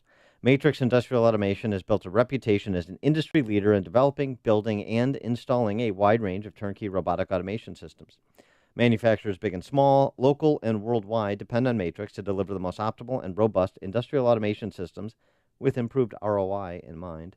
Nearly 2 decades of experience and hundreds of installed systems is why Matrix Industrial Automation, headquartered in Bartlett, Illinois, are the industrial automation experts. For information or to schedule a free automation consultation, visit matrixindustrialautomation.com or call 847-841-8260. That's matrixindustrialautomation.com. Your local 1-hour heating and air conditioning knows how miserable it feels when your AC goes out. You want it fixed fast, fixed right, and get a fast quote. Unlike some companies, we don't give you a quote until we actually see what the problem is. Then we'll give you our straightforward price and always stand by our work. Right now, get savings on any AC repair. Call 855-1-HOUR. Your comfort is just a call away. Call 1-HOUR. Terms and conditions may apply. Call for details. Independently owned and operated. Licensed in the respective state or county. Hello, hello. Stand by. Got a great night's sleep last night. You know why, because of MyPillow. And in the month of August, we have a contest, folks, for the MyPillow pet beds. Have your furry friend enjoy the same comforts that you enjoy when you sleep on a MyPillow. Here's what you do. Go to 560theanswer.com/dog. Submit a picture of your dog. Then tell your friends, family, social network to vote for your dog. The dog that receives the most votes will win a pet bed from MyPillow. And you can also go there and vote for my dog, Bunky, or Dan's dog, Hayek. And if one of our dogs wins, then we get to award the bed to a listener of our choice. So go to 560theanswer.com/dog to submit a picture of your dog or to vote for your favorite dog. And don't forget that in August, you can purchase a MyPillow mattress topper and receive 2 standard MyPillows for free. Also, you can get 50% off the MyPillow 4-pack, which includes 2 MyPillows and 2 Go Anywhere MyPillows. And when you use the promo code Amy, you get 30% off everything else. I absolutely love their sheets, their pillowcases. Go to MyPillow.com, and you can view their entire inventory. MyPillow.com, promo code Amy. Being successful in business means overcoming enormous obstacles to serve your customers and community. AM 560, The Answer, wants to shine a spotlight on businesses that are thriving. We want to celebrate their success by finding out what makes these businesses unique, successful, and what we can learn from them. We want to know how you built it. Presented by Chicagoland Waterproofing. To tell us how you built it, go to 560theanswer.com/built. That's 560theanswer.com/BUILT. Sponsored by Signature Bank and Ozinga. AM 560, The Answer.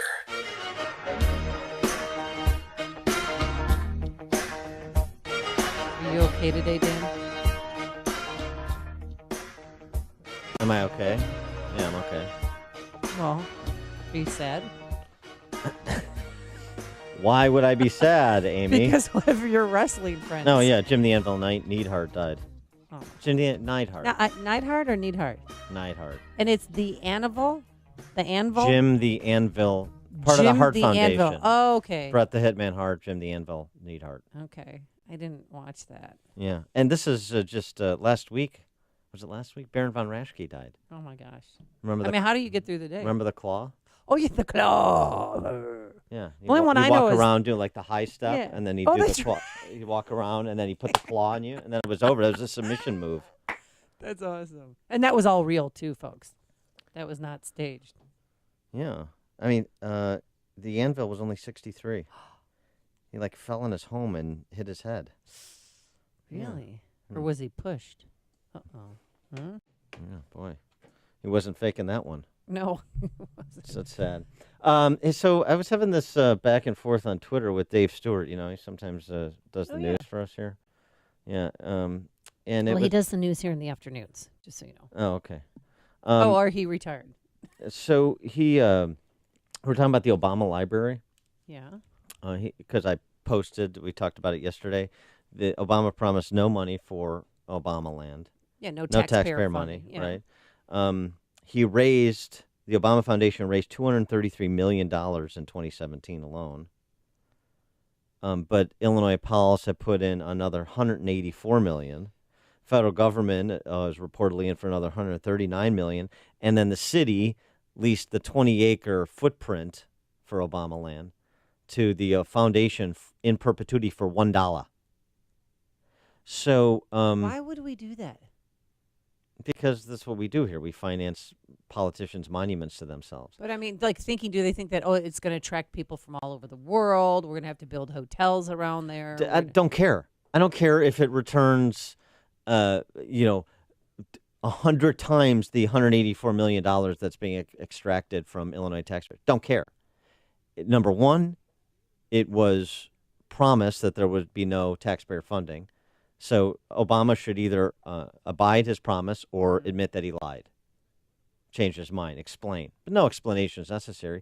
And, he doesn't, and he's proven, all this Hollywood friends, he doesn't need taxpayer money. No, he can. If he did that in 1 year, he could do the same for next year. But it's just easier to stick people up because that's what you do here. And the people seem to like this. We know that they have money. And so we're still going to rent it or give it to him for $1. And so 20 acres for $1. So Dave Stewart's argument, he went back and he did a little Google search and he found that, there's been previous presidential libraries that have gotten public support for, road improvements and the like, that some of the money that's been allocated by the state government will ostensibly go to with respect to Obama land. So what? My position is no taxpayer dollars, nothing, including road improvements and other infrastructure improvements to accommodate this development. No taxpayer dollars for politicians' monuments to themselves. I don't care if it's a Republican presidential library or Democrat presidential library. I was opposed to the $50,000 Mike Madigan and Republicans wanted to wanted to set aside for a statue of Denny Hastert. That went by the boards, you'll be happy to know. Gee, I wonder why. I don't want any public funds going for these self-congratulatory projects. And even if they turn out to be wonderful, even if they turn out to attract tourists, even if they turn out to have a positive return on investment, it's just the principle of it. In addition to the commitment, the public commitment that Obama made. 312-642-5600, turnkey.pro answer line. 64636DA, turnkey.pro text line. And Stuart asked the question, a legitimate question. Yeah. What about preserving, presidential papers and other historical documents, items, part of that form the history of the country? Yeah, I'm all for that, and I would happily donate to that. Last year, Americans gave $400 billion to charities. $400 billion in charitable contributions. Now, that's only 1/10 of our annual federal budget, but how much more would a generous people, Americans are generous people, how much more would they donate if they were allowed to keep more of their money to use as they see fit? $400 billion, and you can't privately finance through volunteerism things that people find valuable. You can't make a case and persuade people. It's always got to be force. It's always got to be extraction. That's the Chicago way and the Illinois way, and Obama's way as well. It's the wrong way. And interestingly, Stuart brought up the Washington Monument, the Jefferson Memorial, the Lincoln. You'd be opposed to those. Interestingly, all of those monuments happened well after Jefferson and Washington and Lincoln were gone. They were not monuments to themselves that they constructed at taxpayer expense. That they picked out the location, that they made promises for. Yeah, big difference. Big difference. Persuade, volunteer, Americans are generous people. Prove up the value. You know how generous they are? Peter Strzok has $200,000 in his GoFundMe page right now. I know. Isn't that ridiculous? GoFundMe account. I was going to ask you if you were going to donate to that. I'm not going to donate to that. I'm not donating to that either. Coming up on Chicago's Morning Answer. We'll talk about the aforesaid Peter Strzok and what his next career should be at 6:36. Yeah, and if you're a cat lover, listen up. Oh, we have a job for you. But first, let's get into the newsroom. Say good morning to Tom Beck, who's in this morning for Mike Scott. Good morning, Amy, Tom. Dan, hi, good morning. It's primary election day in Minnesota, Wisconsin, Vermont, and Connecticut. In Wisconsin, there's a very competitive race to replace retiring House Speaker Paul Ryan. Former White House staffer and reality TV star Omarosa Manigault-Newman's tell-all book comes out today in Unhinged, an insider's account of the Trump White House. She slams the administration. The White House says it's full of lies. One person is dead, another in custody after what police are calling a domestic-related shooting at the North Shore community of Northfield. London's counter-terrorism unit is investigating after a man drove his car into security barriers outside Parliament and injured several people. Happened in the same area where last year 5 people were killed by a car and a 6th with a knife before police killed the terrorist. Opening statements are scheduled for today at the trial of 2 reputed gang members charged with murdering Chicago teenager Adiah Pendleton. She was killed 1 week after she performed at President Obama's second inauguration. An alderman accuses police of violating Chicago's Sanctuary City Ordinance, which protects illegal immigrants from deportation. Danny Solis criticized an August 1st police raid on counterfeit sportswear in Pilsen that led to federal authorities taking a woman into immigration custody. News is the service of Compassion International. For just $5 a day, you can sponsor a child through Compassion International. It's pocket change to you. It's life-changing for a child in need. Be part of the change. Become a sponsor now at compassion.com/radio. That's compassion.com/radio. AM 560 news time, 6:32. How bad is traffic? We'll have the answer in 2 minutes on AM 560. The answer. Dennis Prager explains the new religion in America. All the isms, social activism, Marxism, socialism, humanism, environmentalism, feminism, they're all isms. They are all religions. They fill the vacuum that past beliefs had. The obvious one being, for most Americans, Christianity. The Dennis Prager Show. Weekdays at 11, right before Sean Hannity at 2 on AM 560. The Answer. Signature Bank is Chicago's fastest growing independently owned business bank.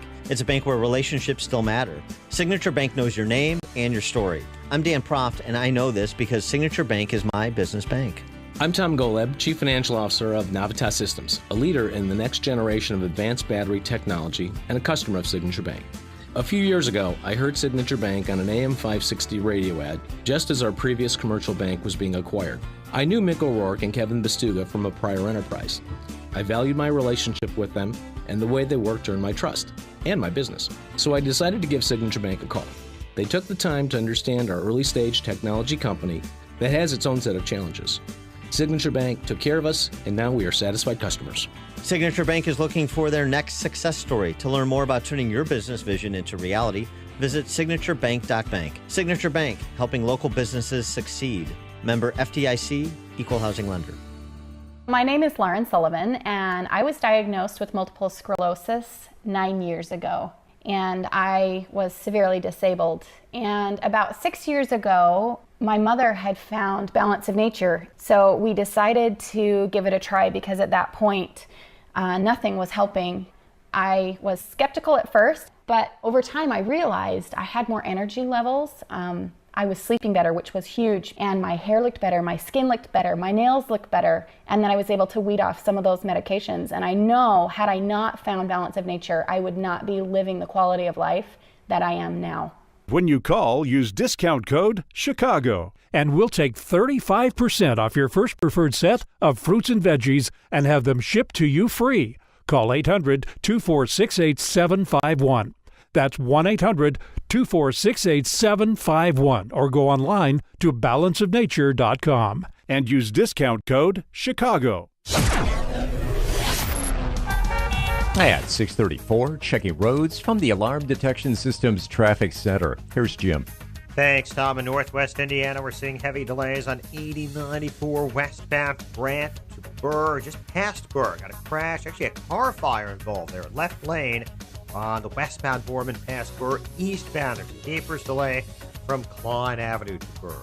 Southbound 53 now has roadway delays. The Adams Tollway to Higgins with ongoing work. Adams Tollway still okay approaching 53. Northbound Tri-State has slow traffic.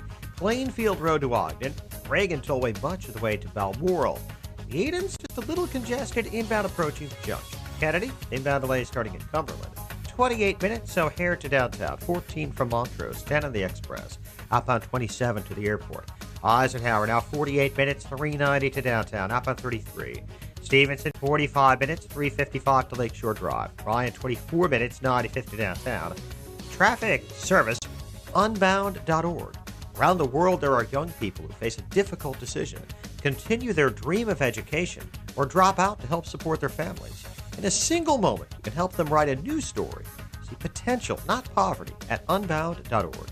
Traffic answers when you need them most. I'm Jim Talamonte on AM 560, The Answer. Jim, thanks. More of Chicago's Morning Answer comes your way next. Now your official Chicagoland forecast on the 1-hour heating and air conditioning weather center.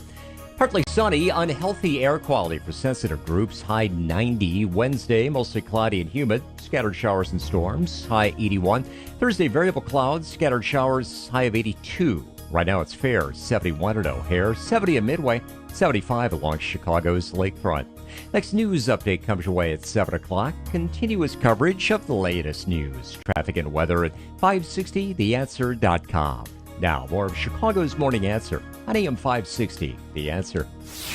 This hourly segment is brought to you by On Target Radio. From firearms and Second Amendment rights to personal freedoms and government intrusions. Listen here Sunday nights at 9.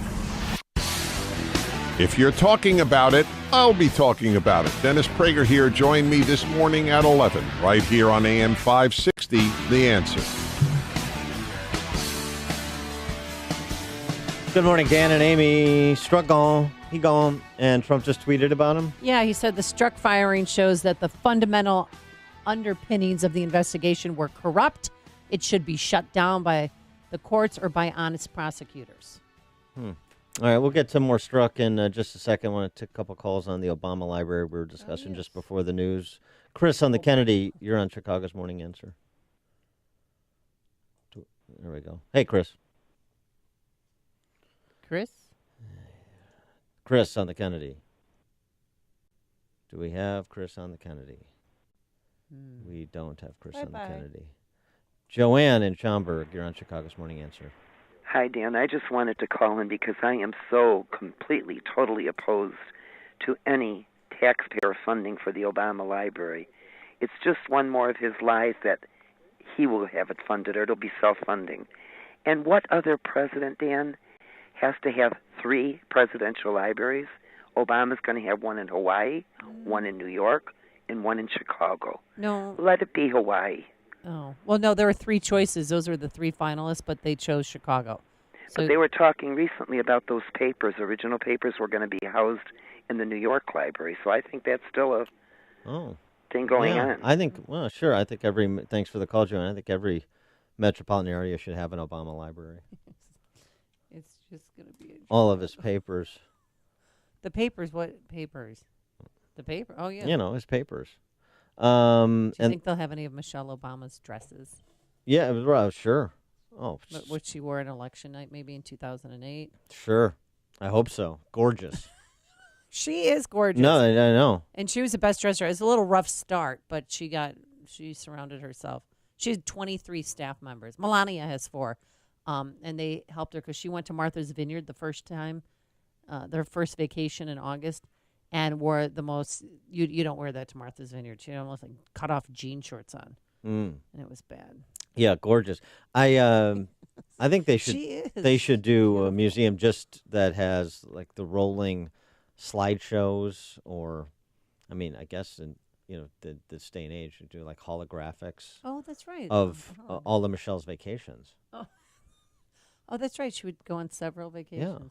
Yeah. That'd be nice. And then you could kind of put you into the vacation with them. Michelle and her retinue of aides that you were describing. Well, what will be the centerpiece of the museum? Will it be the birth certificate? I mean, that's got to be in there. Yeah. That has to be in there. Yeah, I don't know. And you know what? I'll never find out. You're not going to go? No. To Obama Land? No, Obama. I mean, maybe play golf. There's a 9 or 18-hole golf course around there too. Yeah, I may go over there and putt or something like that. On the roof. I think there's a putting green on the roof. Yeah, I guess. At Obama Land. I mean, I could probably walk over from my place. So, yeah. Yeah. Where is it going to be exactly? I'll drop again? a few putts over there, I suppose. Where exactly is it going? I should know this. I think it's taking up most of the lakefront from like North Avenue Beach down to South Shore. Stop it. And it's they're renting it for $1. Bill in the north suburbs, Chicago's Morning Answer. Hey, good morning, guys. How are you? You think any of the money in Peter Strzok's GoFundMe account came from Russia? Thanks for the call, Bill. Appreciate it. He can't afford an attorney? How much you make over there at the FBI? He wasn't saving his cash, or maybe he spent all his money on his lover. And the GoFundMe page is for what exactly? To pay for his attorney fees. That's what his attorney said last night with Chris Cuomo. What is it? Why does he need an attorney? Because he worked out a deal. The attorney claims that they reneged on the deal. He was only supposed to be suspended for 60 days. No, but then he was fired, and I don't know why he needs. Well, yeah, you need an attorney. Does he have an employment law case here? I think the Inspector General would say no. He's fired for cause. Number one. Does he have criminal exposure? Because I read the New York Times headline, and he was fired for, according to the New York Times, the headline, he was just fired for criticizing Trump. That's the New York Times spin on it. Well, so why would he need an attorney? Why would he rack up attorney's fees? Remember him during the hearings and how he was so snarky. I have always told the truth. The fact that you would accuse me otherwise, the fact that you would question whether or not that was the sort of look I would engage with in a family member who I have acknowledged hurting, goes more to a discussion about your character and what you stand for and what is going inside you. It's to your credibility, and you lost your credibility. Both individuals lost your credibility. You're out of order. This whole darn country's out of order. Peter Strzok, maybe he could be a docent at the Obama land. Oh. Or a caddy, or or valet. He could be the guy that picks up the range balls. Or what something. is he going to do next? What can he do next? I mean, he lied to his wife. He lied to his bosses at the FBI. He lied to the country. I don't know. Maybe Jim Carrey will give him some work. He's Jim Carrey, the actor who's lost his mind. Yeah. And he's writing. He's a cartoonist now, right? He is. Peter Strzok retweeted a cartoon that Jim Carrey tweeted. He did? Of Trey Gowdy, like Kafka's Metamorphosis. He, just as Jim Carrey, when Trey Gowdy woke up one morning from unsettling dreams, he found himself changed into a vile insect. After crawling into the people's chamber, he was promptly squashed by Agent Strzok of the FBI. And he retweeted that? And he's got, him as this insect. Trey Gowdy is this insect. Real impressive. A real foray of a display of Jim Carrey's maybe Jim Carrey's going to donate to his GoFundMe page. Maybe GoFundMe page. That is such, do not. What? Why? They shouldn't even have let him set up an account. This man is not struggling. Why? People want to give him money. I don't care. People want to give him money. Well, it's a stupid use of your money. So is the $233 million people donated to the Obama Library, but they want to do that. That's fine. They don't want to wait in line. They want to get in right away. Bill on the north side. Yeah. This is a song I made up about Obama for the Obama Library. Okay, great. Ready. Song. Love songs. Okay. And it's sung to the tune of Volare by Dean Martin, Volare, remember the song? I hope the song is better than your rendition of Volare. Go ahead. Okay, here we go. Obama, no. No Obama, no. Obama's a fraud and a sham. You could tell when you shake his hand. Oh, he's a liar, conniver, a real bulljiver. Some say he's even on the down low. Oh, he's a smoker, a toker, and Mr. Bean a coker too. Ba ba ba boom. Obama, no. No Obama, no. His Senate seat, they tried to sell. Put that Blago up in a cell. Well, he has a friend. He's a hater, race baiter. He's friends with Father Flager, a con man who hides behind the cloth. It goes on and on, but that's pretty good. Yeah, all right, very nice. I don't have my backup crew. It's very nice. Huh? That's a cappella too. That's not easy. Thanks for the call, Bill. Well done. Yeah, he's a talented man. Oh, now you have. A little late. And it gave us an opportunity to hear Volare, which is nice.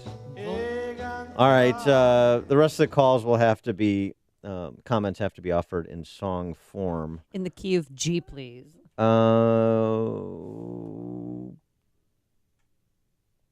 Joe in Hoffman Estates. Hey, guys. I didn't know I was going to follow Justin Timberlake. Yeah. But, absolutely. Yeah, well, put some pressure on me. A lot of talent in our listening audience. The talent's insane. But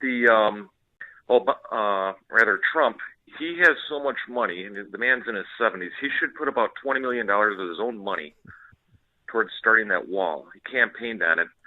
It'd be a drop in the bucket for him, and it would show good faith to all the people that voted for him with him campaigning endlessly, and he's going to build a big, beautiful wall. All right. Okay. Thanks for the call, Joe. Danny in Mount Prospect? I wasn't prepared, guys. I love you. But can I do, and then along came Lisa, because that interview she did a couple of weeks ago that we don't know what she said, and now Peter's fired. Oh, Lisa Page, right, when the closed door interview, yeah. That's right. 2 days after he testified, she was up next. Thanks for the call, Danny. And it was it was reported that she didn't necessarily back her lava play when she testified. Do you think they're still together? I hope they make it. Oh, no, he's trying. No, he wanted to get back together with his wife. I hope they get past it.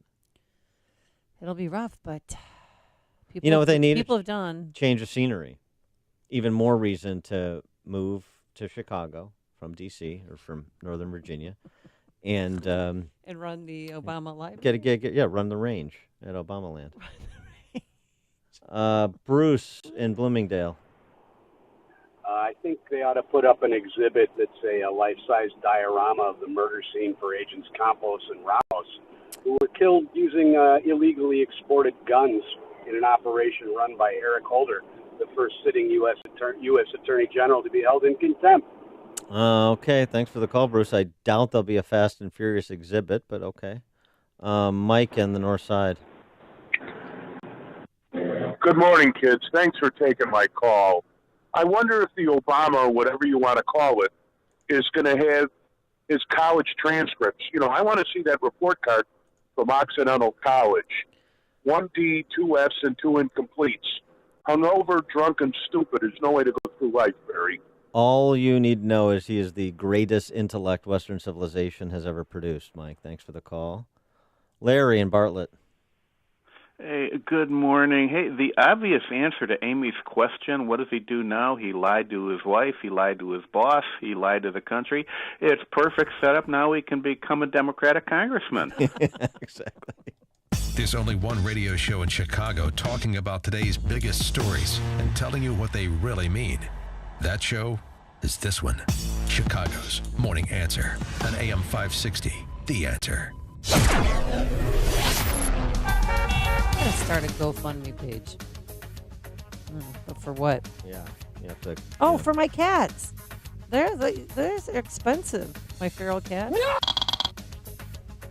You're going to start a GoFundMe page for food for my feral cat. I think you need to think bigger. Oh, okay. Speaking of cats, if you love cats, I have the perfect job for you to apply for.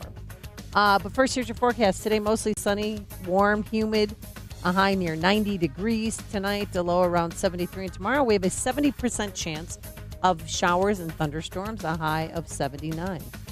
Let's get into the alarm detection systems. You know, I know somebody who knows Jim Telemonte. Oh. Same parish. Jim Telemonte is a good Catholic man. Old St. Mary's, right, Jim? Yes, sir. That's All correct. Right. Yeah. That's correct. You're well regarded in the community, from what I understand. Wow, that's good to hear. Thank you, So Dan. don't mess it up.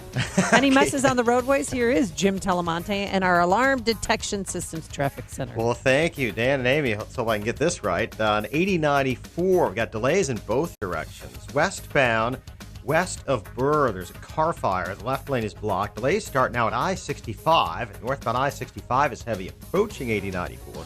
And eastbound 8094 is Gapers delays from Klein to Burr. Eden's 23 minutes, Lake Cook to Montrose, Kennedy 28 from O'Hare to downtown. The Ike now 48 minutes, 390 to the Circle. Stevenson 46 minutes, 355 to the Drive. And Ryan 27 minutes, 95th to downtown. I'm Jim Talamonte in the Alarm Detection Systems Traffic Center. I'm Lou Dobbs. Seattle airports are now reviewing their security measures, and a Fort Wayne newspaper lays off most of its employees. Those stories next. Good news. You are not stuck with your healthcare plan. Really. You have a choice, and it's a great one. It's called Medi-Share, and if you've heard about it and wondered what exactly it is, it's a way that people share their healthcare bills. And these are people who have a common faith, who want to be part of something beautiful that not only meets their healthcare needs, but the needs of others too. And it's people who love to save money. Big time. Medi-Share members typically save $500 a month per family on their healthcare costs. That is a life changer for people. So this could be for you. Maybe it's what you've been looking for, a way to pay healthcare bills that's not only very smart financially, but it's even profound. Medi-Share is a nonprofit with 400,000 members nationwide who pray for and share with each other. So yes, you're not stuck. There's another way, and it could save you a lot. Find out more. Call 855-41-BIBLE. That's 855-41-BIBLE, 855-41-BIBLE. Seattle airport officials are reviewing all of their security protocols after the spectacular theft of a 76-seat aircraft. The weekend incident prompting added background checks for employees and scrutiny of airports nationwide by the Federal Aviation Administration. The Fort Wayne News-Sentinel newspaper yesterday cut 7 of its 8 newsroom employees. Only a local columnist remains on the payroll as the struggling newspaper seeks to maintain a presence online. It had eliminated its actual printed edition last October. The Columbus, Ohio Symphony reaching agreement with its 47 union musicians, thereby avoiding a strike. Please join me for Lou Dobbs tonight, 7 and 11 Eastern on the Fox Business Network. This is the Lou Dobbs Financial Report. Balance of Nature's fruits and veggies in a capsule. Thousands of doctors, health specialists, and professionals recommend Balance of Nature as a way of improving their health. Listen to a few unsolicited success stories from doctors that use Balance of Nature as well. Scientific research has shown that many cancers and lifestyle diseases can be prevented with a diet rich in fruits and vegetables. This prevention comes from the phytochemicals in the plants. I take Balance of Nature because I know, I've seen it in my lab, and I know that it works. I've seen the immune response increase, I've seen your DNA repair capacity increase, and I've seen DNA protection. And that, to me, as a scientist, rings so true. When you call, use discount code CHICAGO, and we'll take 35% off your first month's order and ship it to you free. Call 800-2468-751. That's 1-800-2468-751. Or go online to balanceofnature.com and use discount code CHICAGO. This is Dan Proft with 60 Seconds of Sanity for Upstream-Ideas.com. Outlaw John Wesley Hardin was so mean, he one-shot a man just for snoring. In Chicago, the streets are so mean that Earl Young was murdered because his dog peed on a neighbor's porch. Chicago sent a black man to the Oval Office, but what the city is really good at is sending young black men to either prison or the morgue. 47% of black men aged 20 to 24 are neither in school nor employed. The response from Chicago hustlers to these realities is to indulge fantasies. More money for job training pantomimes, new anti-violence patronage plantations, and the reopening of schools no one attends. Congressman Danny Davis, one of Chicago's elder dependency dealers, can't explain how redundant programming would have saved his 15-year-old grandson murdered 2 years ago for his gym shoes. Chicago has the nation's highest black unemployment rate, but the white liberals in charge for the past century can't explain why that isn't a long enough probationary period to make a performance evaluation. More than anything, Chicago is the fullest expression of champagne socialism, segregation, and savagery, espoused by the American white liberal. When it comes to barbarism, John Wesley Hardin had nothing on white liberals in Chicago. Building owners and managers. Now is the perfect time of year for a service and maintenance agreement with Waukegan Roofing. Since 1914, Waukegan Roofing has been installing and maintaining roofs you can rely on for all of Chicagoland. Our experienced team of professional service technicians is the right solution for preserving the integrity of your new or existing roofing system for years to come. With your dedicated service technician and our multi-point inspection program, we cover all areas of your roof from early detection to preventative maintenance to repairs and everything in between. We're the licensed commercial roofing contractor you can rely on for all your roofing needs. Building owners and managers, now is the time to prepare your low-slope commercial roof for everything that Mother Nature throws at it this year. Call Waukegan Roofing today for your service and maintenance appointment at 877-ROOF-201. That's 877-ROOF-201. Or visit us online at waukeganroofing.com. Waukegan Roofing, installing roofs you can rely on since 1914. Illinois licensee 104000761. Save more with Liberty Mutual Insurance. Hey Todd, Liberty Mutual just saved me $782. Liberty did what? Yeah, it's a lot of money. Maybe I should switch to Liberty Mutual. Visit us online to... Hey, stop echoing. Sorry. Visit us online to get a quote, and you could save $782. Liberty Mutual Insurance. Based on a recent countrywide new customer survey, coverage is underwritten by Liberty Mutual Insurance Company, Equal Housing Insurer.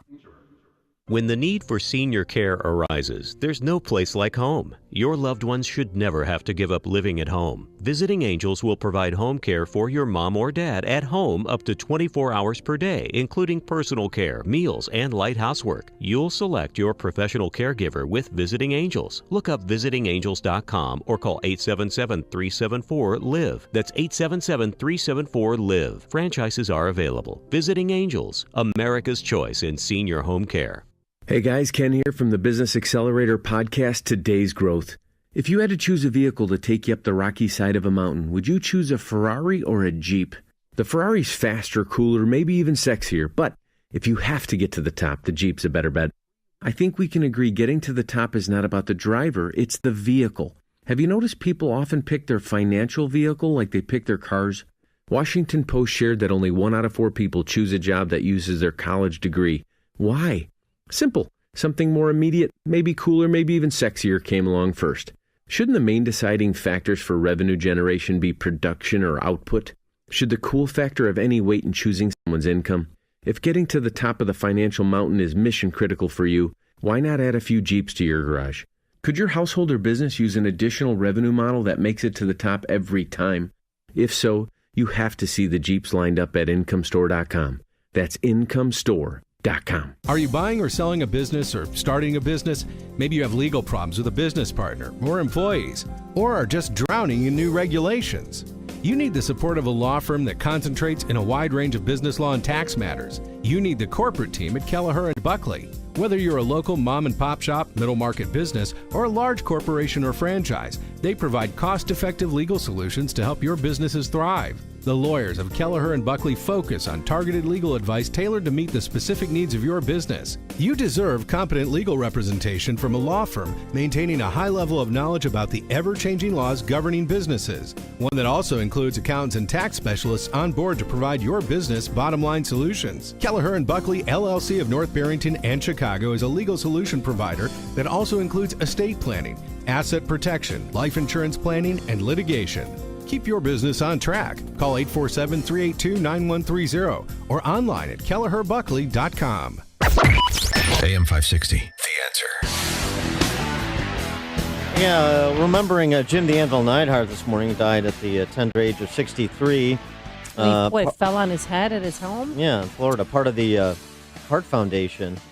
And I incorrectly said, and thank goodness we have fellow WWF fans. I incorrectly said Baron von Raschke died a couple of weeks ago. No, it was Nikolai Volkov. Nikolai Volkov. I don't know why.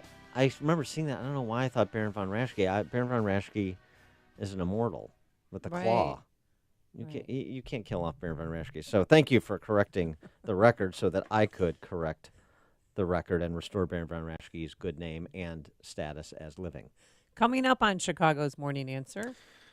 Nancy Pelosi helping Republicans keep the House. We'll ask John Fund, National Review, at 7:07. But first, let's check into the newsroom. Tom Beck sitting in for Mike Scott.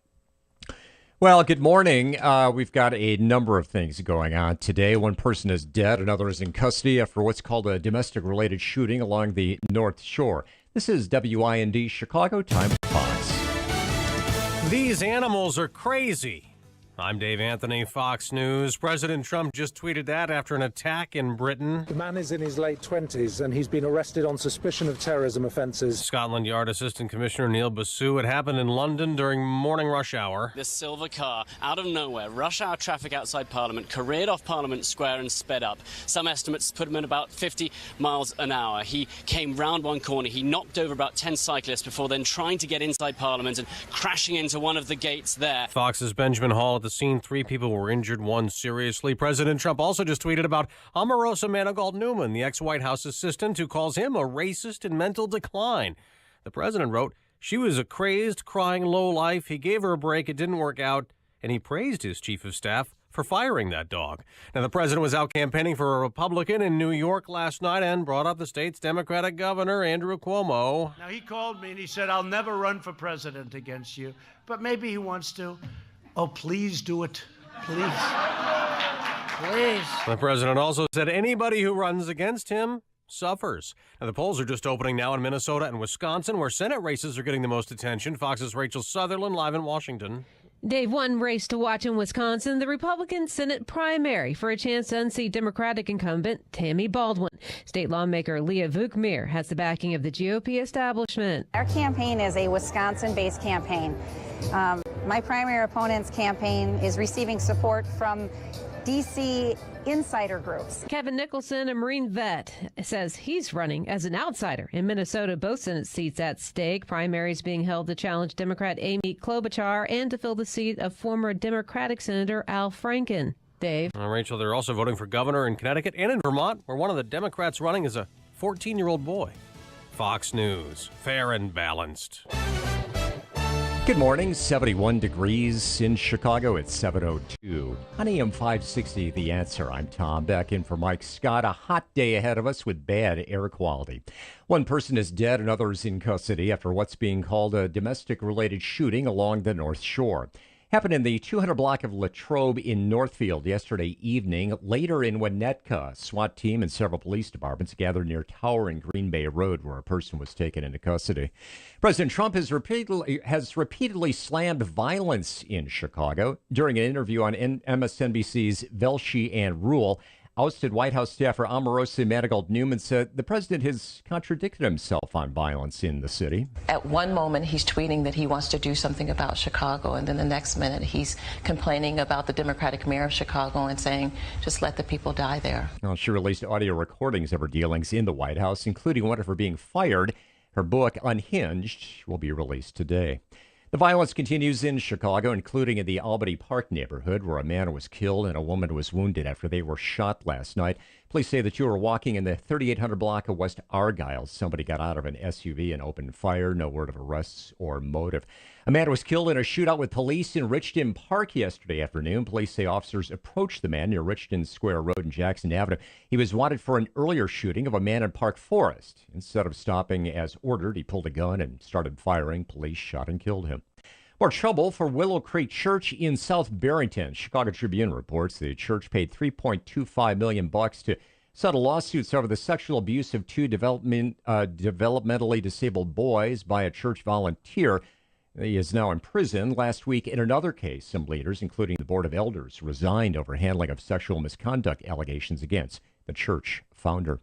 Deerfield-based Caterpillar says it's being affected by tariffs on steel and aluminum. Chief Financial Officer Joe Creed told the Wall Street Journal the company's having trouble getting parts and components from suppliers.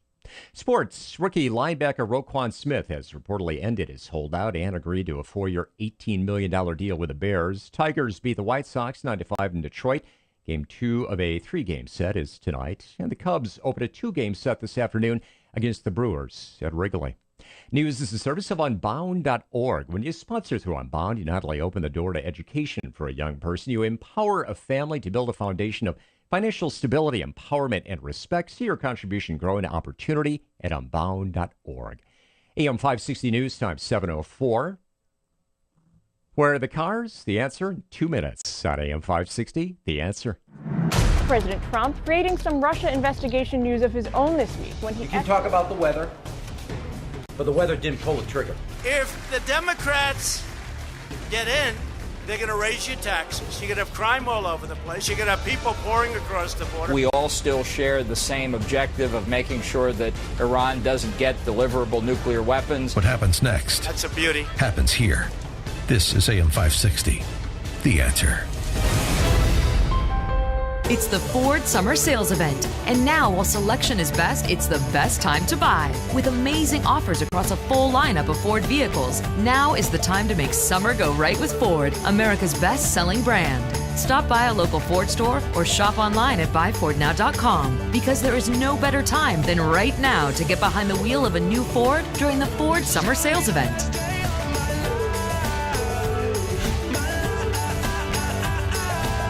The Ford Summer Sales Event is here. Right now, get 0% APR financing for 72 months plus $1,000 Ford credit bonus cash on a great lineup of Ford SUVs. Best-selling claim based on 2017 calendar year sales. Not all buyers qualify for Ford credit financing. 72 months at $1,389 per month for $1,000 finance regardless of down payment. Not available on Expedition. For all offers, take new retail delivery from authorized Ford dealer stock by 8/31/18. See dealer or go to buyfordnow.com for qualifications and details.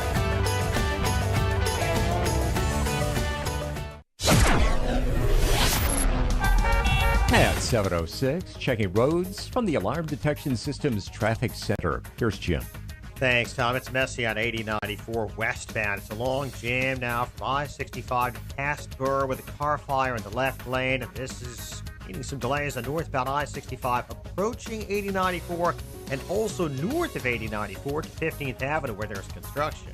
Eastbound 8094, there's a Gapers delay from Klein to Burr. Southbound 53 has roadwork delays already this morning. It's heavy from the Adams Spillway to Higgins.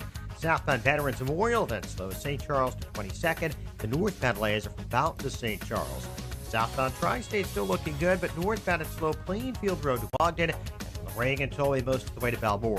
Eden's 23 minutes, Lake Cook to Montrose, outbound 21. Eastbound Spur is heavy. Kennedy 35 minutes, O'Hare to downtown. 19 from Montrose, 12 in the Express.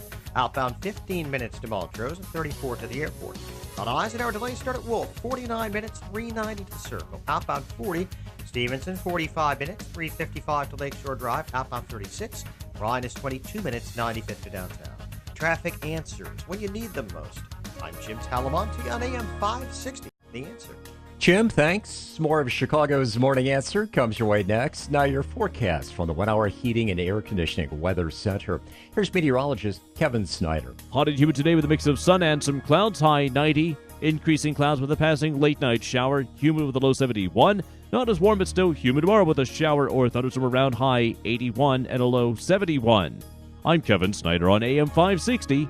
The Answer. Right now it's fair and 72 degrees in O'Hare, 74 along Chicago's lakefront. Next news updates at 7:30. Continuous coverage of the latest news, traffic and weather at 560theanswer.com.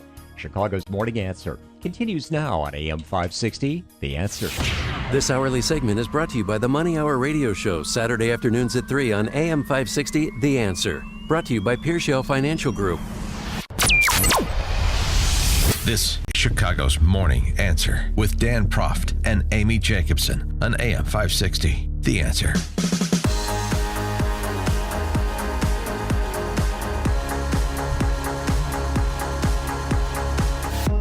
Good morning, Dan and Amy. So Democrats have some challenges that they have to overcome as well come the fall if they're going to be successful in taking back the House. There's certainly divided opinion among the socialists in the Democrat Party, which I guess is the majority of the Democrats now. Certainly that's where the energy is. Some dissension about Nancy Pelosi as the future speaker were the Democrats to be successful.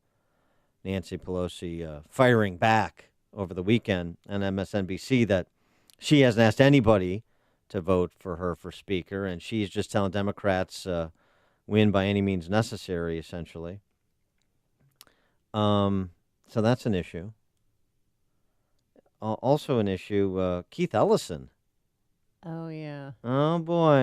With his ex-girlfriend or something? DNC number 2. I'll call him the backup, the deuce. Yeah. Tom Perez's right-hand guy. Karen Monahan, his ex-girlfriend, her son over the weekend accused Keith Ellison of abusing his mom, Karen Monahan, Ellison's former girlfriend. I found over 100 texts and Twitter messages and video almost 2 minutes long that showed Keith Ellison dragging my mama off the bed by her feet, screaming and calling her an effing B and telling her to get the F out of his house. Ellison denied the statement, which led Karen Monahan, his ex-girlfriend, to say, to speak publicly to a leftist outlet, Think Progress. You know this is true. You know what you did. When he put that out, and I stand with him, it made everything about, well, where's that? Where's this? It's become about she needs to prove. I had to sit and stay silent. Monahan said of her son. I know, and then he said what he said, but essentially Monahan suggesting that that what her son said is true. Number one, that Keith Ellison is lying. And she responded in part because she's been attacked by, erstwhile Me Tooers who are rallying to the defense of Keith Ellison because he, of course, is a man of the left. Well, he needs to resign. He needs to do the right thing and step down. Well, as I said, at least from a leadership role at the DNC. So those are some personnel problems Democrats have. The other problem I suggest they have is from this Gallup survey. 57% of Democrats have a positive view of socialism. Only 37% of the country does. Moving left much faster and much dumber, per Alexandria Ocasio-Cortez, than the electorate. For more on this topic and the midterms, we're pleased to be joined by John Fund, columnist for National Review, whose recent piece is about said Speaker in waiting, Nancy Pelosi. John, thanks for joining us. Appreciate it. Pleasure. Thanks very much. So what about, is Nancy Pelosi the issue? Can Republicans effectively play boogeyman politics with her, or should they be focusing on Ocasio-Cortez's mindless socialism and the Democrats as a socialist party generally? Well, just remember, our public schools do such a bad job since the fall of communism. I don't think most Americans actually know what socialism is. So when you ask people questions about socialism and capitalism, people don't want to say, I don't know, and they throw out an opinion. What we do have to do is be specific, which is the Democrats want Medicare for all, which would bankrupt the country. The entire system is already going to run out of money in 2026. They want impeachment of the president, which I think would be a distraction for most Americans, not something that improves their daily lives. They want to basically abolish ICE, the Customs and Border Enforcement Agency, which is quite a radical idea. And they want to raise taxes, and it's the cutting taxes that have led to the strong economy that we've had. On top of that, you have Nancy Pelosi, who is not just the leader of the San Francisco Democrats, but is herself from San Francisco and symbolic of everything that is culturally relativistic and radical about the Democratic Party. So I think what you have to say is to a lot of suburban Republican women, and those are going to be the key swing voters this year, you may not like Donald Trump. And in fact, Donald Trump isn't very likable. But to be, don't cut off your nose to spite your face. Voting for the Democrats is not going to get you anything you want for your kids, your pocketbook, or your family. How do you predict the midterms will go? Do you think they'll get the 23 seats needed to flip the House? It's going to be close. Nobody knows. We have campaigns for a reason. Otherwise, we just plug all these data points into a computer and spit out the results. Campaigns are about presenting ideas. And I think what's going to happen the next 90 days is we're going to have the two parties present their program. And I think that the Republican program is mixed, but the strongest economy we've seen in over 10 years. And the Democratic program is, we don't like that strong economy. We're going to do stuff that's going to mess it up. How much does the Kavanaugh hearing play into this? I mean, so the Kavanaugh hearing, his confirmation hearing set for right after Labor Day. Right now it looks like it's going to go fairly smoothly, and this will be another accomplishment. It'll be an accomplishment in furtherance of a reason a lot of people voted for Trump who had qualms about him, and maybe this provides a little spark going into the last 60 days before the election. I think it has far more impact in the Senate races because only the Senate votes on Kavanaugh. Right. There are 10 Democratic senators in states that Trump carried that are going to have to make a decision to whether or not to confirm him. And I think whether they're in states like Indiana or North Dakota or Missouri, all of which are, not far from Illinois, those Democrats who hate Trump are going to be furious if those Democratic senators vote to confirm Trump. And if they vote against confirm Kavanaugh, if they vote against confirming Kavanaugh, they're going to lose on the other side. So it's a no-win situation for Democratic senators running for re-election from Trump states, and there are 10 of them. What do you see as the biggest pitfall for Republicans in terms of making this case that you outlined with respect to Nancy Pelosi and you were just articulating? Per your piece in National Review, the biggest challenge, is it these sort of sideshow skirmishes like the president is currently having with one Omarosa, or what could otherwise steal defeat from the jaws of victory for Trump and Republicans? It's just after 7 a.m. Chicago time. Do you know what your president has been tweeting? Yes. Oh, yes. Yes. So the point is, Donald Trump has no impulse control. And he loves a fight, and sometimes he likes to start a fight. And for a lot of people, they're just exhausted. I cannot tell you how many voters I've met who simply say, can't he just keep quiet and do the job? And, a few tweets, fine. But it's a cascade of tweets. And I have to ask you, there are real questions. As bad as Omarosa is and as lacking in credibility as Omarosa is, someone had to hire her and put her in the White House. Yep. Who would that have been? Right. Right. And it's not only her, but then you look at that whole, I call them the land of misfit toys. Corey Lewandowski, Michael Cohen. I mean, he surrounds himself with very strange and bizarre people. Don't you agree? Let's put it bluntly, people of low character. Okay. Yeah, and capacity too in many respects. Well, this is it, and it seems to me the question is: do people just find this tedious and, like you said, exhausting, but it doesn't influence their vote, or do they say, "I'm going to vote against this guy's guys to send him a message to grow up"? I don't know. There's a third option, which is the most dangerous option, and we saw that in the Ohio special election. You don't have to vote. Half the people don't vote in midterm elections normally. Yeah. The biggest problem that we saw in the Ohio special election, which was a lot closer than some people thought it would be, is more Democrats than normal turned out, fewer Republicans than normal turned out.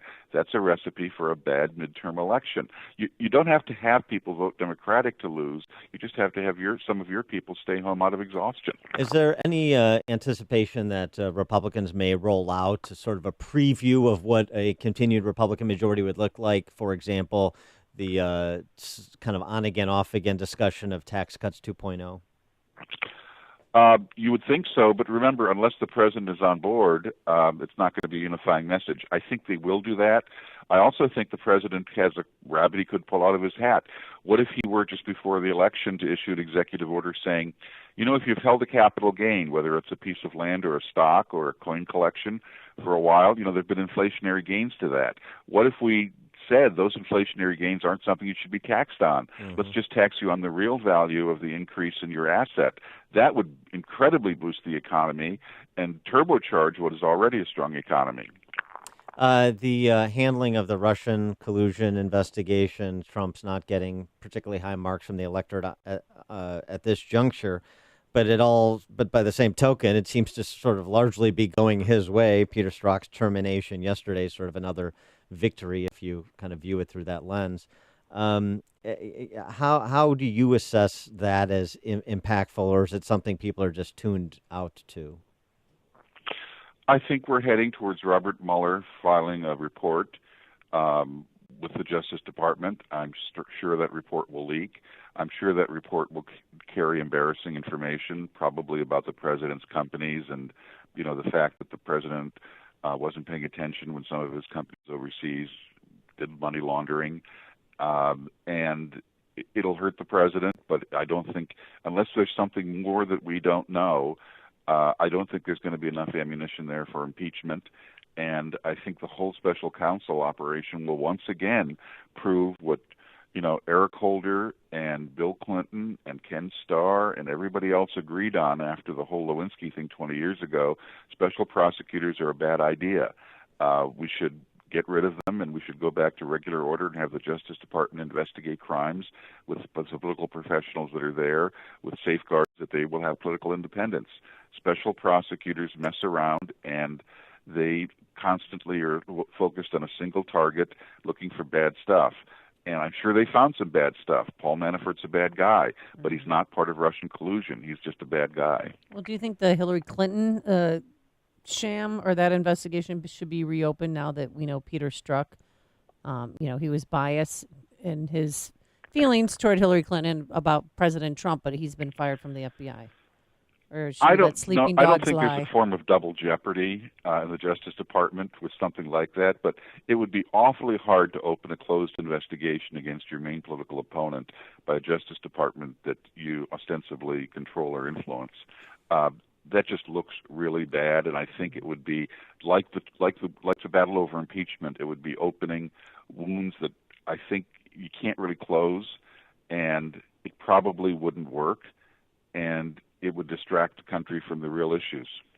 He is John Fawn, columnist for National Review, nationalreview.com. Latest column, Nancy Pelosi is damaging Dems' takeover chances. John, thanks for joining us. Appreciate it. A real pleasure. Thank you. Yeah, and he joined us on our turnkey.pro answer line.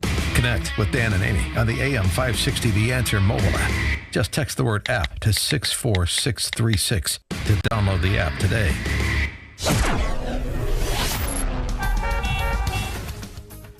Are we going to get to tennis tutus or what? sure. I'd love to see you in one, Dan. Oh, I'm sorry. Is that your Me Too moment? Today it's going to be mostly sunny, hot and humid. Hot August day for this August 14th. The high near 90 degrees. Tonight, cloudy, a low around 73. And tomorrow, we have a 70% chance of showers. A little bit cooler, a high near 79 degrees. Let's get into the Alarm Detection Systems Traffic Center. Here is Jim Talamonte. Thanks, Amy. Thanks, Dan. Our latest jam is on eastbound I-80. Traffic's at a standstill. Shepley Road to I-55. There's a rollover crash there blocking the lanes of traffic, so vehicles are only getting by on the shoulder. Westbound 8094 is heavy. I-65 to past Burr after an earlier car fire. Edens is 22 minutes, Lake Cook to Montrose. Outbound 23. The Spur is heavy, especially eastbound due to road work. Kennedy 32 minutes, O'Hare to downtown. Outbound 45. Eisenhower 45 minutes, 390 to the Circle. Outbound 40. Stevenson 45 minutes, 355 to the Drive. Outbound 36. Ryan 27 minutes, 95 to downtown. I-57 just 18 minutes, I-80 to Burrs, but Division 4 is 32. Southbound Tri-State stop and go 120 to 137. Northbound Plainfield Road to Ogden, and from the Reaganville to Balmoral. Veterans Memorial heavy northbound Boughton to St. Charles, and southbound 53 has roadwork delays. Northwest Highway to Higgins. I'm Jim Talamonte in the Alarm Detection Systems Traffic Center. Hey, we know replacing your roof is a big deal and a big decision. This is Mark Olson. And Greg Olson, the boys from Crumweedy. If your roof is needy, call Crumweedy. We would love to do your roof. Why choose Crumweedy to do your roof or roof repairs? It's all about installation. Our guys are pros. When we install your roof, you'll get the Crumweedy promise of installation that's up to manufacturer specifications, so your warranty is intact. You'll be happy. Cost. We give you a good, better, best option. You choose. No high pressure. We're here. We're a third-generation family business that was built on the same conservative values as you. We do business the right way. We have a special offer that includes free gutters with a new roof. Ask about it. When your roof is needy, call Crumweedy. 630-595-8020. 630-595-8020. Get all the info at myroofisneedy.com. myroofisneedy.com. Balance of Nature's fruits and veggies in a capsule. It's a fabulous product, just fabulous. I don't have a single health issue. I mean, I had little aches, you know, when you first get up in the morning and all that, and I had developed trigger finger. I don't have it anymore after taking Balance of Nature. It's gone. All your testimonials, they're all true. You know, when you read such great stuff, you have a tendency to doubt it. But I never did doubt it. And then I start reading more as I take it. It's fabulous. When you call, use discount code CHICAGO, and we'll take 35% off your first preferred set of fruits and veggies and have them shipped to you free. Call 800-246-8751. That's 1-800-246-8751, or go online to balanceofnature.com and use discount code CHICAGO. Signature Bank is Chicago's fastest growing independently owned business bank. It's a bank where relationships still matter. Signature Bank knows your name and your story. I'm Dan Proft, and I know this because Signature Bank is my business bank. Hi, I'm Kevin Bastuga, co-founder of Signature Bank. If you get the feeling your deposits don't matter to your bank, then maybe you're not with the right bank. At Signature Bank, your deposits matter to us as much as your business loans. Signature provides unmatched banking expertise, custom financial solutions, and the industry's best technology to closely held Chicagoland businesses. Whether your business is looking for a deposit relationship or needs a ready source for financing, Signature Bank is the right bank for you. Call us today to see how Signature Bank can help your business grow and thrive. Signature Bank is looking for their next success story. To learn more about turning your business vision into reality, visit signaturebank.bank. Signature Bank, helping local businesses succeed. Member FDIC, Equal Housing Lender.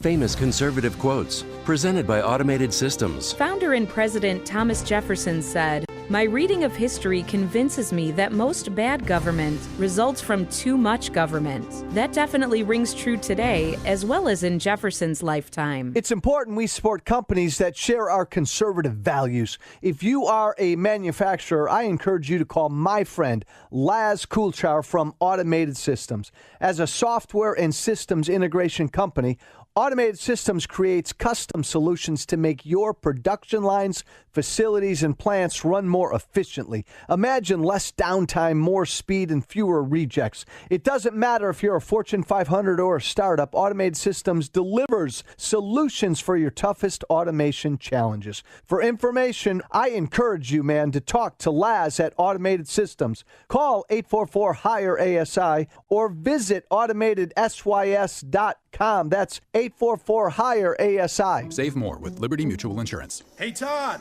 Liberty Mutual just saved me $782. Liberty did what? Yeah, it's a lot of money. Maybe I should switch to Liberty Mutual. Visit us online to... Hey, stop echoing. Sorry. Visit us online to get a quote, and you could save $782. Liberty Mutual Insurance. Based on a recent countrywide new customer survey, coverage is underwritten by Liberty Mutual Insurance Company, Equal Housing Insurer. When the need for senior care arises, there's no place like home. Your loved ones should never have to give up living at home. Visiting Angels will provide home care for your mom or dad at home up to 24 hours per day, including personal care, meals, and light housework. You'll select your professional caregiver with Visiting Angels. Look up visitingangels.com or call 877-374-LIVE. That's 877-374-LIVE. Franchises are available. Visiting Angels, America's choice in senior home care. AM 560, The Answer. Tennis. You a big fan of tennis, Dan? Women's tennis, men's tennis? I like that John McEnroe Bjorn Borg movie. Oh, wasn't that good? That was good. It was called I remember it. Borg McEnroe. McEnroe. Yeah. Everybody should see that movie. That was really good. Well, we've this new outfit out for tennis stars, and Serena Williams is going to be donning this $500. Are you ready? Tennis tutu. Have you seen it? The tennis tutu? No. So she's going to wear it because she's going to, she had one of the worst performances of her life last week in a tennis tournament. So she's changing things around. She's gaining her confidence. And it's a tutu. And I really should have it up here on my phone to show you the tennis tutu. Yeah, I'm familiar with it. I know when Rom used to wear them. Yeah, and it's a black, and it's off the shoulder black, and then it's a tutu, like an actual ballerina tutu that she's going to wear. Okay. To help her game. And I think maybe that might turn more people onto tennis. Or tutus. What is that? It's Serena. The Williams sisters grunt. A lot of tennis players do. Or is that Monica Seles? Monica Seles was the most infamous grunter, wasn't she? I think they're all grunters. Billie Jean King. We still talking about tennis? Yeah. Here's one. Sounds like a bird in heat. It does. It does sound like a bit of a mating call, doesn't it?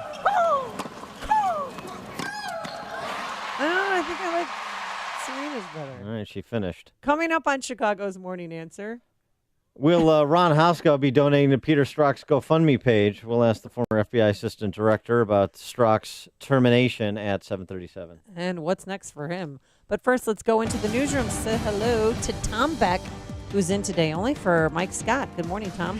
Amy, good morning. Dan, howdy. I got to go with Maria Sharapova, by the way, as far as annoyance. Good call. Yeah, thanks. Nebraska will hold its first execution in 21 years this morning. The state's first lethal injection execution. Carrie Dean Moore was convicted of murdering 2 cab drivers in Omaha back in 1979.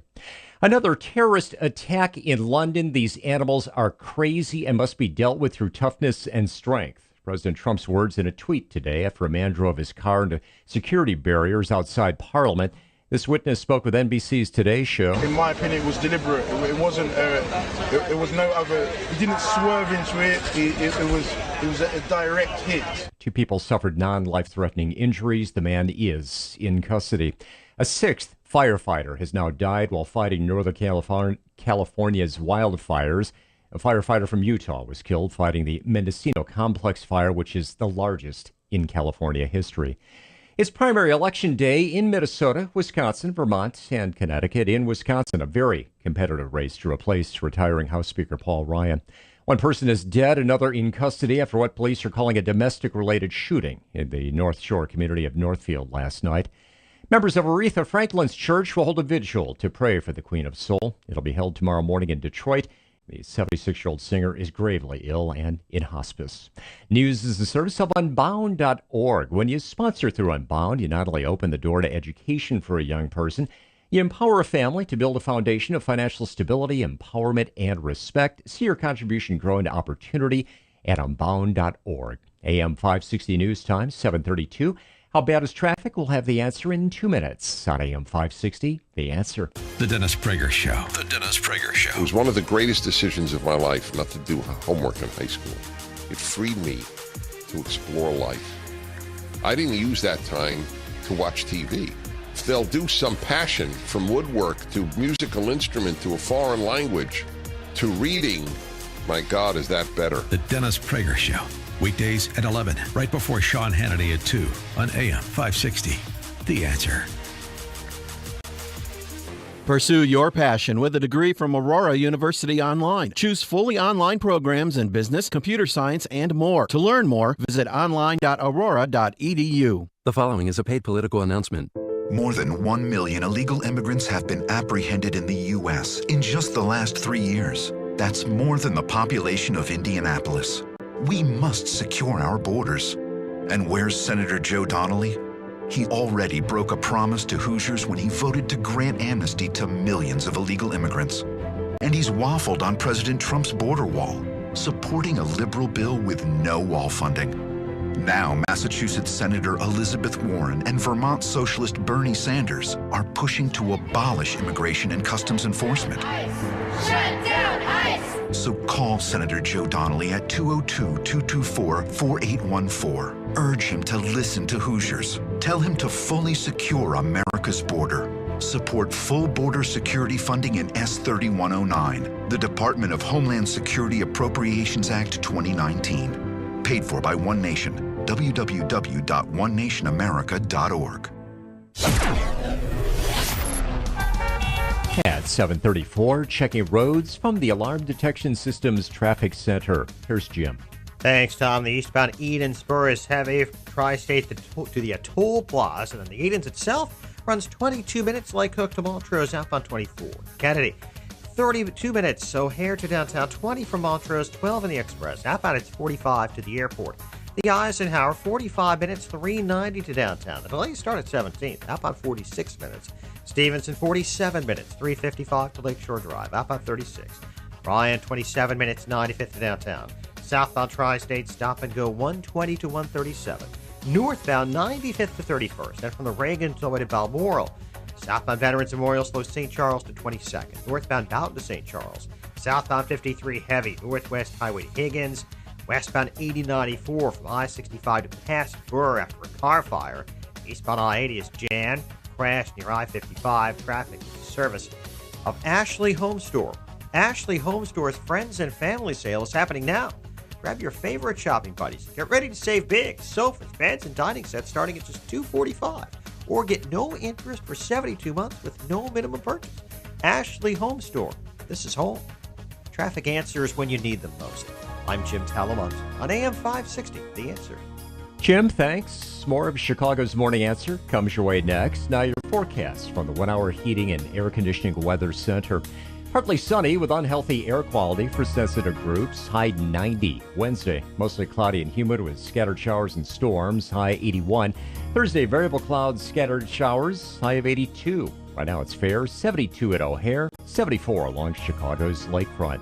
Next news update comes your way at 8 o'clock. Continuous coverage of the latest news, traffic, and weather at 560theanswer.com. Now, more of Chicago's Morning Answer. On AM 560 The Answer, I'm Tom Beck. Watch today's show live right now on the Income Store live video stream at 560theanswer.com. When you've got questions, he always has an answer. It's Sean Hannity this afternoon at 2, right before Joe Walsh at 5 on AM 560. The Answer. Good morning, Dan and Amy. Peter Strzok gone. And not a whole lot of people rallying to Peter Strzok's defense. I wonder why that is. The New York Times being the notable exception. The headline in the New York Times yesterday when the news broke, Peter Strzok, who criticized Trump in tweets, or who criticized Trump in texts, fired. Yeah, making it sound like it was a retaliation. Like he was fired just because he was critical of Trump. There is a GoFundMe page out for him, though. Yeah, I understand. Which is ridiculous. For his legal bills, why would somebody who was just fired for the venal political sin of criticizing Trump need a lawyer? Oh, maybe because he was fired for reasons that have to do with breaking protocol and professional misconduct. Maybe that has something to do with his legal bills.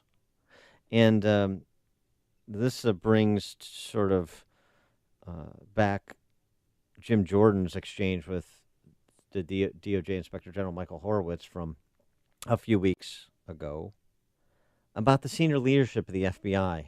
Let's go to the scoreboard here. I thank the gentleman, Mr. Horowitz. James Comey, Director of the FBI, Andy McCabe, Deputy Director, Chief of Staff Jim Rubicki, General Counsel Jim Baker, FBI Counsel Lisa Page, and Deputy Head of Counterintelligence Peter Strzok. These were 6 important people at the FBI. Is that right? Correct. And they were the key players on the Clinton investigation and on the Russian investigation, correct? They were certainly important on both. Has Mr. Comey been fired? Yes. Has Mr. McCabe been fired? Yes. Did Mr. McCabe lie under oath, according to your report? In our view, yes. Yeah. Is there a criminal referral for Mr. McCabe? I'm not going to comment on that. Has Mr. Rubicki left the FBI? Yes. Has General Counsel Jim Baker left the FBI? Yes. Was he removed from his position prior to leaving the FBI? I'm not sure of that. Has Lisa Page left the FBI? Yes. Was she reassigned prior to leaving the FBI? I believe so. And has Peter Strzok been removed from his position as Deputy Head of Counterintelligence? Yes. Now, Mr. Horowitz, you've been in the DOJ for 10 years. You've been Inspector General for 6 years. You're Chief of all the Inspector Generals. Have you ever seen anything like this at any other federal agency in your time in the federal government? 6 of the top people fired, demoted, reassigned, or left? I obviously can't speak broadly to other areas that I haven't known before, but yes, this is. I've been in this town 11 and a half years. I've never seen anything like this. For more on this and whether he's ever seen anything like this, he is Ron Hoska, former FBI Assistant Director, President now of the Law Enforcement Legal Defense Fund. Ron, thanks for joining us again. Appreciate it. Sure. Good to be with you. Peter Strzok's termination, a necessary occurrence? Yeah, I think so. As I look at the kind of the overall calculus that the FBI and other, I think, federal agencies use to apply discipline for misconduct, I think there was plenty of room for termination there. I expected at a minimum demotion and a very severe sentence. In the FBI, that the most severe I've ever heard of, short of termination, is 60 days suspended with no pay. And if sometimes they put demotion on top of that, but you don't see that very often. You tend to see people be fired. Not everybody. Certainly people are sentenced to lesser things, but this offense was, damaged the FBI's reputation. It wasn't just damage to Peter Strzok's reputation. That's ongoing damage. It increases with every presidential tweet. Not that presidential tweets alone should be the basis for punishment, but here Strzok gave the deputy director plenty of cause to do what he did. Well, and during his hearings, too, he was so snarky. There was no contrition. There was no... Do you think if he would have apologized or even been remorseful for what he did, he might still have his job? I think there was wiggle room there. And, my sense and, frankly, the sense of those who I talk to that are still in the organization, other retired folks, there wasn't a warm, fuzzy feeling for Peter Strzok after his testimony. It was, combative. I guess you would have expected some of that, but you're right. And I think we discussed this on a prior episode or a prior show. there didn't seem to be a lot of contrition. He seemed to be prepared for battle to defend, in part what was indefensible, and have it out with some of these congressmen that were the inquisitors. But I would have preferred, and I think a lot of other people would have preferred him having started with an apology to his family, to the workforce, to the American people that felt sincere. And I don't know that anybody came away with that sense, and I don't think that helped him in his cause here. Yeah, James Gagliano, who FBI for 25 years, writing the Washington Examiner, he refers to Strzok's testimony as a graceless appearance before Congress. He assuaged none of us who had concerns about his judgment and fealty to the Constitution. And so, Peter Strzok's employment situation is all interesting and fine, but I'm more interested in the damage that he did in his professional capacity and whether that is something that should be re-examined, and what steps Christopher Wray and the new senior leadership at the FBI are taking to try to undo the damage and restore some of the credibility that's been lost by the senior leaders that were mentioned by Jim Jordan in his conversation with Horowitz. Yeah, I agree. Look, there was plenty of P.T. Barnum in these hearings, as there has been with Congress in the last few years. And you'd hope that a senior, experienced FBI agent would not be in that situation, would not play into that. I think he gave them some red meat. They took it. It was unduly contentious, and it started in the wrong place. Maybe it would have taken a different path had he started differently, had he sprinkled in some apologies. But I think Jim Gagliano is right in what he said, his criticisms. As I look at the factors that the FBI uses in its sentencing deliberations for misconduct, the one thing stood out is what's the damage to the reputation of the organization. This was bigger than one person. It's been much bigger than one person. It's one person in a very senior position who had interactions with, impact in two very significant cases. Some would argue that the most significant cases. It will be discussed and debated for years whether there was the right outcome, the right process in the Hillary email investigations. Strzok was part of them both. He was part of them, I think, because of his position, because of the confidence the organization had in him at the time. He totally destroyed that.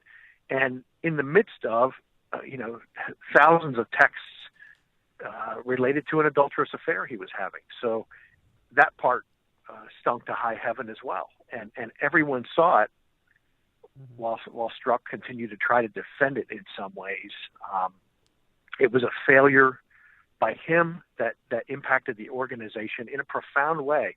And I think that my supposition is that the deputy director, you have to weigh a number of factors. Doesn't tell you how much weight you give each one, but I think that one carried outsized weight and brought about this end.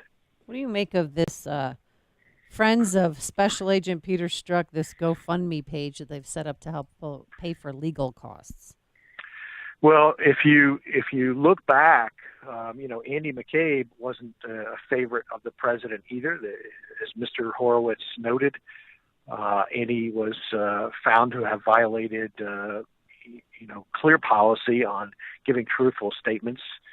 I read the IG report about Andy's situation. It was a compelling report. I haven't really heard a credible defense to it. Mm-hmm. And he was fired as well by the Attorney General a few months ago. And a GoFundMe page went up, and I thought they collected at least $250,000. It might have been more for his defense. Yeah. Free money. There are going to be defenders. There are going to be people who work closely with Andy and probably Pete Strzok and look beyond the current allegations and said, look, this is a friend, I'm going to contribute. So I don't expect him to get wealthy. I certainly would expect him to try to get his federal pension and retirement benefits and very likely try to sue to do that. I think that was the path that Andy McCabe was going to go down. Those are valuable benefits, and certainly if you're an employee, and I listen, I don't want to diminish Pete Strzok's reputation. I don't know him personally. His reputation was that he was a solid executive, that he was one of the top guys based on his experience in counterintelligence. He knew a lot about counterintelligence. He was an asset to the government. I think he had prior military service, so I give him credit for all that. And certainly understand why he'd want to claim his federal retirement benefits. However, and it's a big however, he did serious harm to the FBI's reputation. It will be continuing harm. And so there are countervailing considerations here that push the deputy director in this direction. Yeah, those GoFundMe pages. I mean, that's just anti-Trump money. That's just people that anything that could well be. That's all it is. Yeah, I mean, that's what it is. Question for you across the way at Justice. President tweeting about it. Bruce Orr, another guy, seems to be ethically compromised at minimum with respect to his service as a cutout for Christopher Steele to communicate information back to the FBI after Steele was no longer an FBI asset, number one. Number two, of course, his wife working for Fusion GPS. Gee, that's a little bit of a conflict. Should Bruce Orr be fired at Justice? I'm going to stick with my usual, which is I want to see the facts, and I think the Inspector General is looking into that.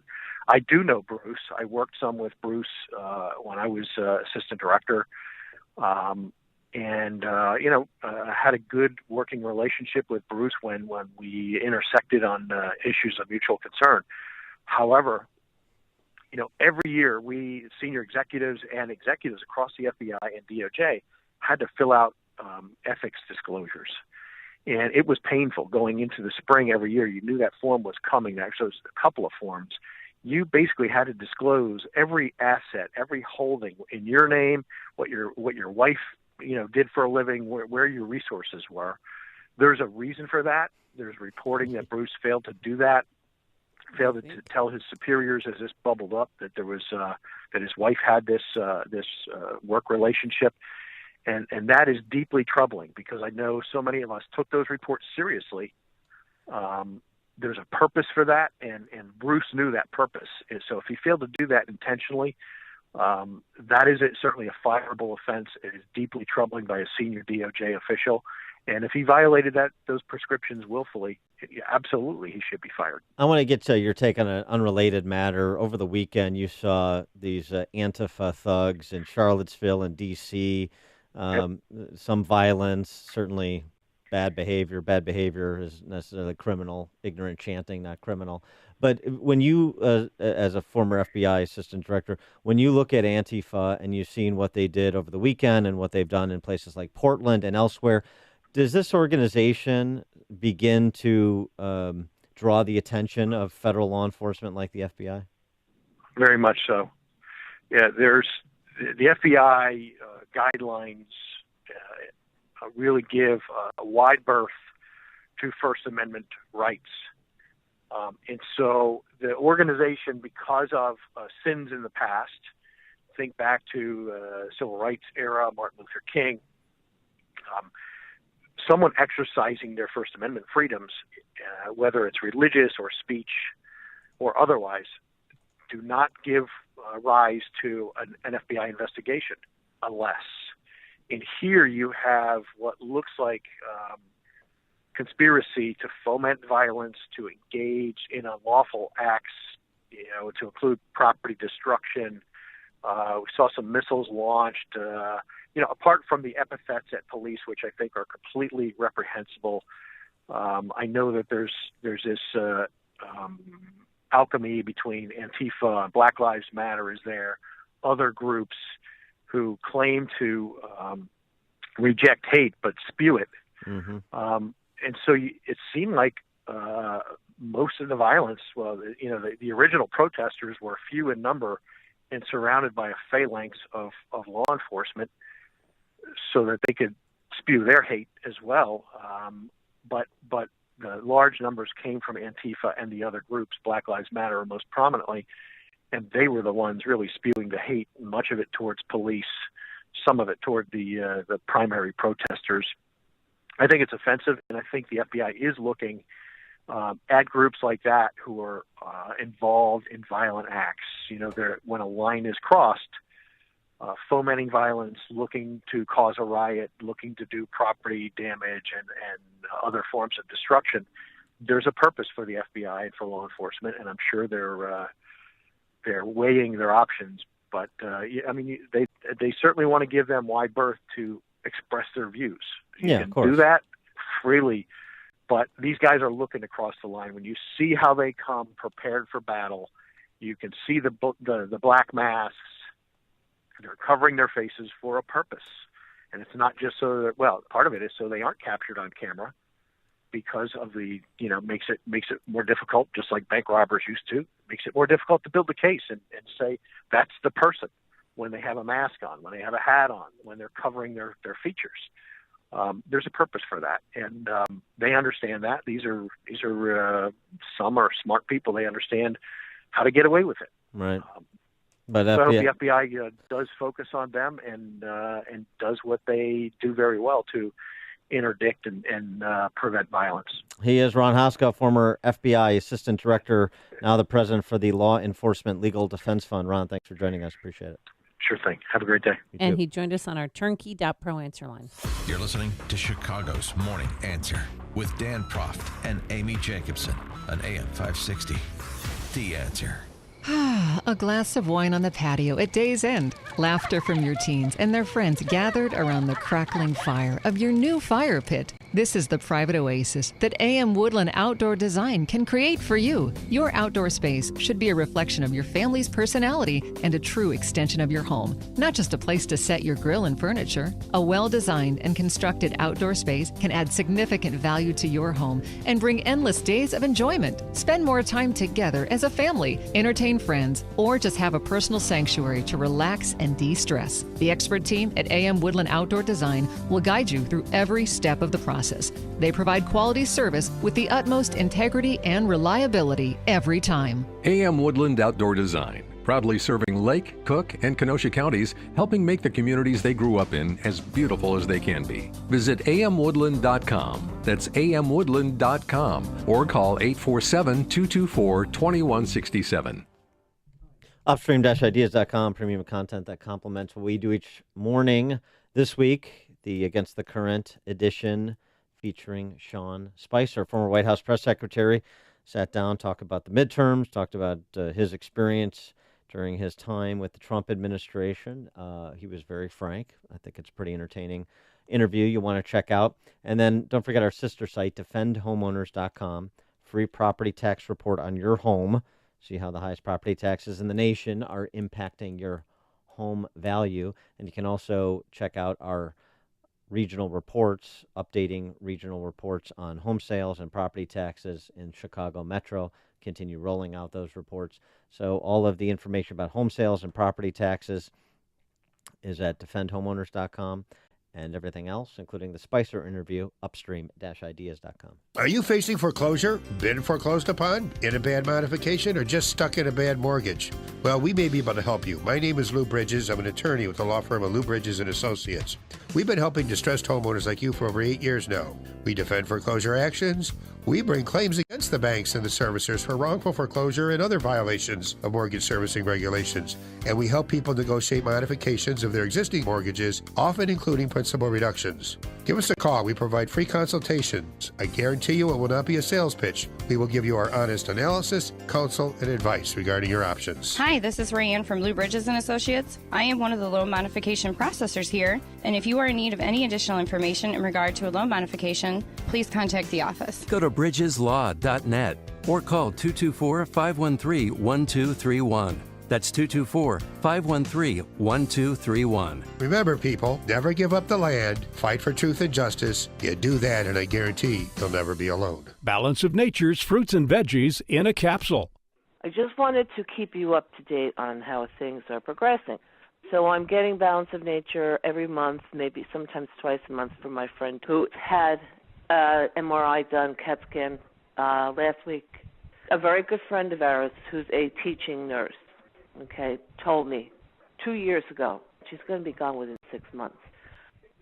I'm so happy that for Balance of Nature, because anything else was just not doing it for her. When you call, use discount code CHICAGO, and we'll take 35% off your first preferred set of fruits and veggies and have them shipped to you free. Call 800-246-8751. That's 1-800-246-8751, or go online to balanceofnature.com and use discount code CHICAGO. The following is not an actor, but a real-life story from Trinity Debt Management. It's probably been about 10 years ago. I had quite a few credit cards. The interest on the cards was really high. I was making the minimum payments, but barely. And it was just getting to be too much, so I called Trinity. If you're in debt and you need help, call Trinity at 1-800-990-6976 to talk to a certified counselor. They met with me, and they were able to get all of my credit cards in one lower payment. Trinity will consolidate your accounts into one easy-to-manage monthly payment, put a stop to late fees and over-limit charges, reduce your interest, and possibly improve your credit score. You'll save thousands. They did help me learn how to manage my money. Now, we have a house, and we're doing a lot better. If your debt has you down, call Trinity at 1-800-990-6976. My name is Holly, and I am debt-free for keeps. 1-800-990-6976. Hey, Mom. The funeral home called. They want their drapes back. Oh, you're a funny one. What are you trying to say? I love your home, but I think you need to update this house. It's time. I would love that, but I just don't have time to be traipsing all over Chicagoland looking for new window treatments. Let's call them window coverings, and I have just a solution. Call 1-800-4BLIND-CHICAGO. They bring the store to you. Give your home an easy and affordable makeover. 1-800-4BLIND-CHICAGO knows window coverings. They know blinds, shades, shutters, and precise installation. But they really know how to make your family home a comfortable place and for a lot less than you'd expect for custom window coverings. New blinds or shades can help with heat reduction, privacy, and make you fall in love with your home all over again. With an in-house installation crew, you can count on a personal touch and quality custom blinds with 1-800-4BLIND-CHICAGO. Connect directly at 1-800-4BLINDCHICAGO.com. That's 1-800-4BLINDSCHICAGO.com. Good news. You are not stuck with your healthcare plan. Really. You have a choice, and it's a great one. It's called Medi-Share, and if you've heard about it and wondered what exactly it is, it's a way that people share their healthcare bills. And these are people who have a common faith, who want to be part of something beautiful that not only meets their healthcare needs, but the needs of others too. And it's people who love to save money, big time. Medi-Share members typically save $500 a month per family on their healthcare costs. That is a life changer for people. So this could be for you. Maybe it's what you've been looking for, a way to pay healthcare bills that's not only very smart financially, but it's even profound. Medi-Share is a nonprofit with 400,000 members nationwide who pray for and share with each other. So yes, you're not stuck. There's another way, and it could save you a lot. Find out more. Call 844-41-BIBLE. That's 844-41-BIBLE. 844-41-BIBLE. It's news, opinion, insight. It's AM 560, The Answer. WIND, Chicago. Why did he do it? I'm Dave Anthony, Fox News. That's the question for a possible terror suspect in Britain. He is not currently cooperating. He used a car as a weapon near Parliament. Fox's Simon Owens live in London. Dave, people who were there say the car drove fast into cyclists and pedestrians. It looks deliberate to me. He didn't swerve. There was not another car behind him. It looked like it was planned. The car ended up ploughing into a security barrier outside Parliament. 3 people were injured. Counter-terror police chief Neil Basu saying the driver has been arrested. It certainly appears to be a deliberate act, but what the motivation is, we can't say. He said the suspect has been detained on suspicion of terrorist offences. Dave? Simon, President Trump tweeted about the attack, writing, "These animals are crazy and must be dealt with through toughness and strength." Last night, when out fundraising for a Republican in New York, President Trump urged Democratic Governor Andrew Cuomo to run against him in 2020. The one thing we know, and they do say, anybody that runs against Trump suffers. Now it's primary day in 4 states. The closely watched races in Wisconsin. 2 Republicans vying to challenge Democratic Senator Tammy Baldwin this fall. Both of Minnesota's Senate seats are on the ballot. Primaries held for the special election to fill the seat vacated by Democrat Al Franken earlier this year, and the regularly set election for the seat held by incumbent Democrat Amy Klobuchar. Wisconsin and Minnesota also have governor's races. Gubernatorial candidates also running today in Vermont and Connecticut. Fox's Jared Halpern. A disaster in Italy. A highway bridge collapsed in the city of Genoa. At least 11 people are dead in the 20 cars and trucks that went down in the rubble. Rescuers are using sniffer dogs to look for more victims. In California, a firefighter from Utah became the 6th one killed, battling wildfires across the state. He was on the front lines of the largest one, the Mendocino Complex fire. Fox News, fair and balanced. Good morning, 72 degrees in Chicago at 8:02. On AM 560, The Answer. I'm Tom Beck, in for Mike Scott. A man who was killed in Northfield last night at what is called a domestic-related shooting has been identified. ABC 7 reports the Cook County Medical Examiner's Office identifies him as 71-year-old Steve Shapiro. He was killed around 7 o'clock last night in the 200 block of North Latrobe. The suspect then barricaded himself near Tower Road and Green Bay in Winnetka. Late last night, it all ended with the suspect being taken into custody. President Trump has repeatedly slammed violence in Chicago. During an interview on MSNBC's Velici and Rule, ousted White House staffer Omarosa Manigault Newman said the president has contradicted himself on violence here.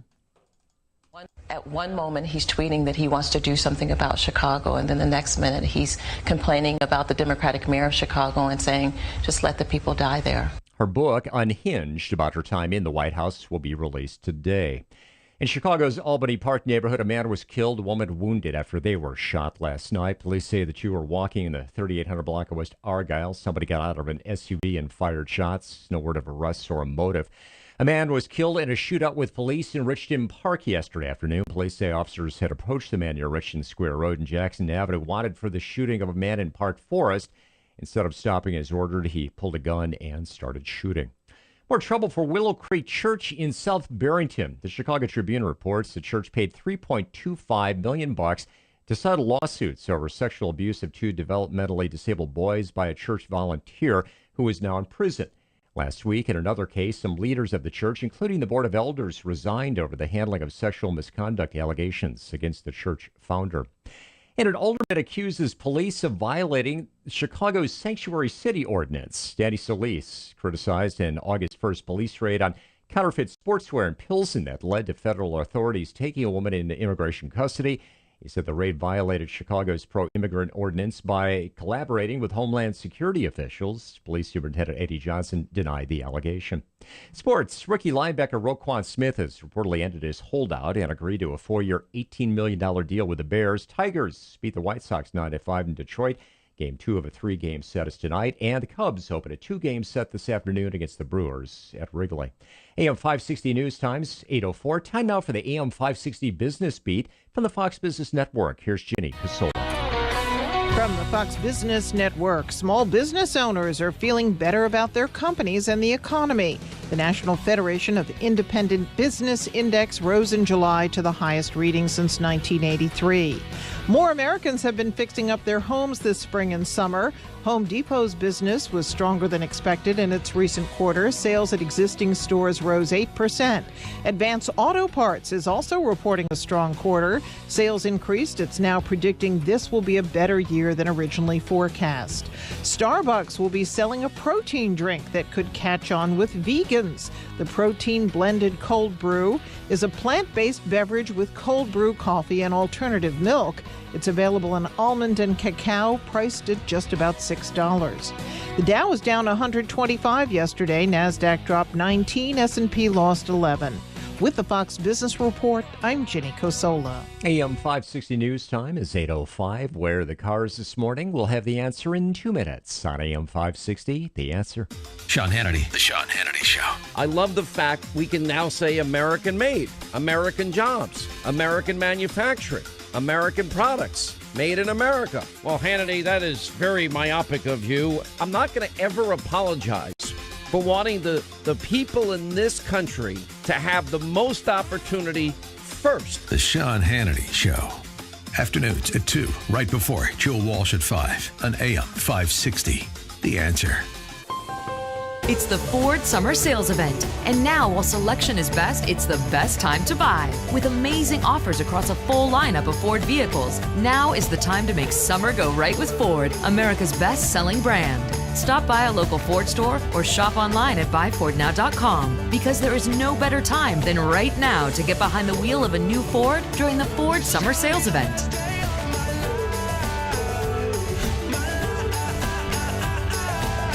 The Ford Summer Sales Event is here. Right now, get 0% APR financing for 60 months plus $1,000 bonus cash on the 2018 EcoSport.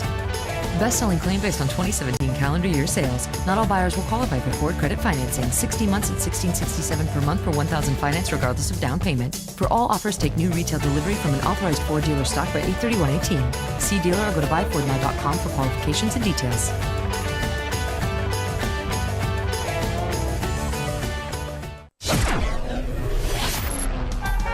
At 8:07, checking roads from the Alarm Detection Systems Traffic Center. Here's Jim. Thanks, Tom. Eastbound I-80 traffic is jammed. Look, interchange to I-55. A rollover crash there has cleared now. Roadwork delays on southbound 53, Northwest Highway to Higgins. Eastbound Adams toll is backed up because of that. Delays from Meacham to 53, and it's also heavy east of there from Elmhurst to the Tri-State. Southbound Tri-State delays from Washington to Bradley. Northbound 95th to 31st. Now from the Reagan toll at Balmoral. Northbound Veterans Memorial heavy from Mountain to St. Charles. And the Army Trail toll to 290. Eden's 19 minutes. Lake Cook to Montrose. Outbound 35. Spur has delays both ways. Kennedy 35 minutes. O'Hare to downtown. Outbound 45. Eisenhower an hour. 390 to the Circle. 40 minutes from Manheim. Outbound 52 to 390. Stevenson, 47 minutes, 355 to Lakeshore Drive. Ryan, 27 minutes, 95th downtown. Traffic Service of Mothers Against Drunk Driving. Victims of drunk and drug driving. Their grief is unique. You're not alone. Call MADD's 24-hour victim helpline, 877-MADD-HELP, or visit madd.org. Traffic answers when you need them most. I'm Jim Talamonte on AM 560, The Answer. Jim, thanks. More of Chicago's Morning Answer comes your way next. Now your forecast from the 1 Hour Heating and Air Conditioning Weather Center. Here's meteorologist Kevin Snyder. Hot and humid today with sunshine mixing with some clouds. Air quality will be unhealthy for sensitive groups today. High 90. A passing late night shower tonight with a low 71. I'm Kevin Snyder on AM 560, The Answer. Right now it's fair and 74 degrees in O'Hare, 76 along Chicago's lakefront. Your next traffic news update at 8:30. Continuous coverage of the latest news, traffic and weather at 560theanswer.com. Chicago's Morning Answer continues now on AM 560, The Answer. This hourly segment is brought to you by In the Know with Wealth Management Group, hosted by Craig Bolanos. Heard Sunday mornings at 10. This is Chicago's Morning Answer with Dan Proft and Amy Jacobson on AM 560. The Answer.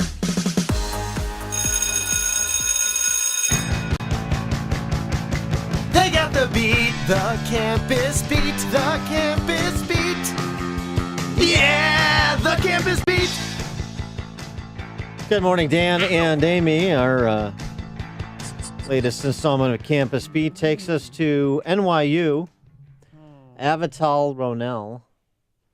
She is a renowned professor of German and comparative literature at Sounds NYU. Lovely. And she is now the subject of the discussion, what happens to Me Too when a feminist is the accused? Oh. Yeah. I like where you're going with this, Dan. Avital Ronell was found by the university to have sexually harassed a male former graduate student, Nimrod Reitman. Family name. Nimrod? Nimrod Reitman. Nimrod's his first name? Nimrod, yes. Why would you name a kid Nimrod? Hey, you You'll Nimrod, have get to over here. Ask the Reitmans. I don't know, but Nimrod. Is it common spelling? Nimrod, yes. Spell Nimrod. Nimrod, Nimrod. Wait, slow down. Nimrod. Nimrod. Slow down in 6 letters. Yeah, Nimrod. I only wrote down 2. Like as in this sentence, my astounding and beautiful Nimrod, which is what Professor Ronell penned to Nimrod, in addition to sweet cuddly baby, cocker spaniel, oh brother, my most adored one. These are emails she sent to Nimrod over the 3 years she sexually harassed him. And again, Title IX investigation found Professor Ronell responsible for sexual harassment, both physical and verbal. Mr. Reitman, who is now 34 and a visiting fellow at Harvard, says Professor Ronell kissed and touched him repeatedly, slept in his bed with him, required him to lie in her bed, held his hand, texted, emailed, and called him constantly, and refused to work with him if he did not reciprocate. Oh. Wait for it. Nimrod is gay and is now married to a man. Guess the Ronell experience flipped him. Professor Ronell? Yeah, what's up with Professor Ronell? Lesbian. Lesbian friends, huh? Lesbian. Is she from Portland? Avital Ronell is a lesbian who sexually harassed Nimrod Reitman, who's a man, who's gay, who's now married to another man. Welcome to campus life. And so if that's not interesting enough, What else? Bizarre enough, but here's the interesting part. The response from all of the feminists the Hillary Clinton, you are to believe the accuser. The default position is to believe the accuser, except if the accuser is one of your colleagues. Oh. Although we have no access to the confidential dossier, we all have worked for many years in close proximity to Professor Ronell. We have seen her relationship with students, and some of us know the individual who has waged this malicious campaign against her. Letter from colleagues, including from Judith Butler, who's a feminist scholar, quote unquote, defending Ronell and making insinuations that the accuser was in the wrong here. We testify to the grace, the keen wit, the intellectual commitment of Professor Ronell and ask that she be accorded the dignity rightly reserved by someone of her international standing and reputation. 11-month Title IX investigation concluded that Professor Ronell was responsible for this repeated sexual harassment that Reitman described. She's been suspended for the coming academic year, but the feminists, the Me Too, the Me Tooers, go south on Nimrod. Just saying. What about that? What about the consistency? A woman in power harasses a male subordinate. Yeah. And the wonderful feminists desert the victim in the case. Remember, he's saying, Nimrod, I can't say that enough, said that he had to reciprocate for her to work with him. And she's his superior, and she's somebody he wanted to work with, and this was contingent. So how is that different than what the normal situation is, right? Man using his position to leverage affection from women. Isn't that the purpose of the Me Too movement? Unwanted advances? What about that? All right. Just asking.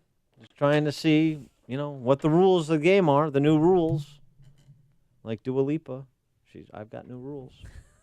Another question, Campus Beat. Does America need more people with PhDs? No.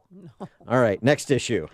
Press here, dummies. 25% of the 1,000 people now in humanities graduates programs will get a full tenured position as a professor, and that number is projected to shrink.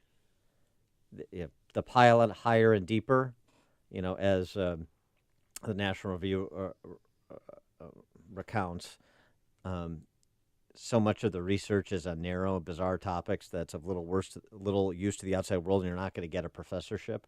So all you're doing is burdening yourself with crushing debt and relegating yourself to meager earnings to pay off that debt. So no on PhDs. So if your kid is thinking about a PhD in the humanities, better be a superstar and better stay away from Avital Ronell. Last Campus Beat topic. Literature class at Davidson this fall. Davidson, is a good liberal arts school in North Carolina. Professor Melissa Gonzalez, for her Intro to Spanish Literature and Culture course, she's allowing for contract grading. This is a new thing that the PhDs are doing on college campuses. Students are allowed to pick their grade ahead of the class and the associated workload they would need to complete to earn it. Oh, so kind of reversal of what we're taught. Yeah. You complete the coursework and then receive a grade. So you pick your grade. Well, who doesn't want an A? Who would actually choose, I want a C? No, Who's going to strive to get a Z? Well, no, a non-striver. Someone just wants to get by? Here's how much you have to do to get an A, and here's how much you have to do to get a C. Oh. And since C students rule the world, I might as well just do this lesser amount of work. That's one thing, one aspect of it. This is just, let me tell you what Professor Gonzalez says. I aim to foster classroom environments that are radically democratic, small d, and empower intellectual risk-taking. Yeah, I don't know that this is particularly radical or involves much intellectual risk-taking, because if you're picking the grade and there's just varying workloads associated with the grade, isn't it grading or self-grading based on quantity, not quality of work? Right. I mean, if you have to do research papers, so I do 2 25-page research papers for the A, I only have to do 1 for the C. Well, what about the quality of that research paper? It's just box checking. But this is more of the radically democratic, small d is the key here. This is a way for professors to eliminate the power differential between professors and students and give students control of their education. And this is what you or your kid is going to go a couple $100,000 in debt to obtain? No. Don't go anywhere where there's contract grading.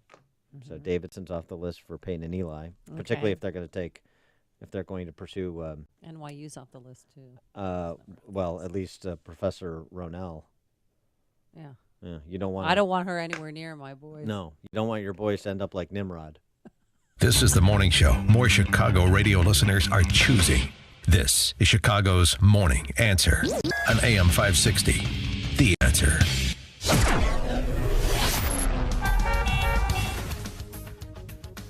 Coming up, the latest on the he said, she said between Omarosa and President Trump. But first, here's your forecast. Just a beautiful day, but it is hot and it is humid.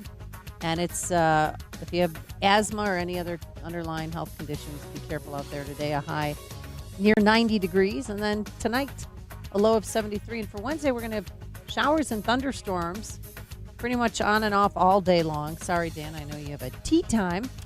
And a high near 79 degrees. Isn't that lovely? Let's get into the Alarm Detection Systems Traffic Center. Here is Jim Telemonte. Thanks, Amy. Thanks, Dan. Southbound 53, traffic sticky, Palatine Road to Higgins. That's due to ongoing construction. Southbound 355 is heavy, St. Charles 22nd. Northbound Veterans Memorial Plaza. 75th, St. Charles. That's the Army Trail toll to 290. This is that road work on 53. The eastbound Adams Tollway is heavy, Meacham to 53. And then it's also heavy from Elmhurst Road to the Tri-State. Southbound Tri-State's, though, Washington to Bradley. Northbound 95th to 31st. Then from the Reagan Tollway to Balmoral. Eden's 19 minutes, Lake Cook to Montrose, but outbound 35. Kennedy, 45 minutes, O'Hare to downtown. 35 from Montrose, 26 to the Express. Outbound 20 to Montrose, 42 to the airport. Eisenhower, 54 minutes, 390 to downtown. 32 from Manheim. Outbound 50 to 390. Stevenson, 53 minutes, 355 to Lakeshore Drive. Outbound 36. Narayan, 27 minutes, 95th to downtown. I'm Jim Talamonte in the Alarm Detection Systems Traffic Center. Turnkey IT knows that computer networks and all things IT are the vital heartbeat of any company. However, keeping up with hardware, software, to hiring and managing IT staff can be costly and time-consuming, but there is a different solution. Now your business can have a full-time IT department for only $795 a month. That's about $10K per year. That's what Turnkey's all-in small business package is for. You get world-class help desk, on-site and remote support, monitoring of network resources, 365 hosting, cloud backup, antivirus, and so much more. Plus new hardware every 4 years. From 1 person to 200 employees, it's easy and affordable with Turnkey IT. You run your business, they'll handle the technical stuff. Visit turnkey.pro today. That's turnkey.pro. Balance of Nature's fruits and veggies in a capsule. My husband's blood pressure has dropped 30 points. I've lost 8 pounds. He's lost about 20 pounds. His arthritis is gone. You guys have given me back my husband. I'd come home from work, and if he beat me home from work, he would be laying in the recliner, and I would feed him supper in his recliner and would be like really boring, pathetic old people watching TV while we ate dinner and then go to bed exhausted and wake up tired. I came home from work last night, and he was mowing the lawn. It's amazing. It's amazing. It's so amazing. When you call, use discount code CHICAGO, and we'll take 35% off your first preferred set of fruits and veggies and have them shipped to you free. Call 800-246-8751. That's 1-800-246-8751, or go online to balanceofnature.com and use discount code CHICAGO. Your local 1-hour heating and air conditioning knows how miserable it feels when your AC goes out. You want it fixed fast, fixed right, and get a fast quote. Unlike some companies, we don't give you a quote until we actually see what the problem is. Then we'll give you our straightforward price and always stand by our work. Right now, get savings on any AC repair. Call 855-1-HOUR. Your comfort is just a call away. Call 1-HOUR. Terms and conditions may apply. Call for details. Independently owned and operated. Licensed in the respective state or county. Live from Chicago, it's Saturday Night Live, The Experience. For the first time ever, get an inside look at the making of SNL. Over 500 artifacts direct from the show. Be a part of Wayne's World, Weekend Update, and so much more. Experience all it takes to put the show together. Now at the Museum of Broadcast Communications at 360 North State Street in Chicago. For tickets, visit museum.tv.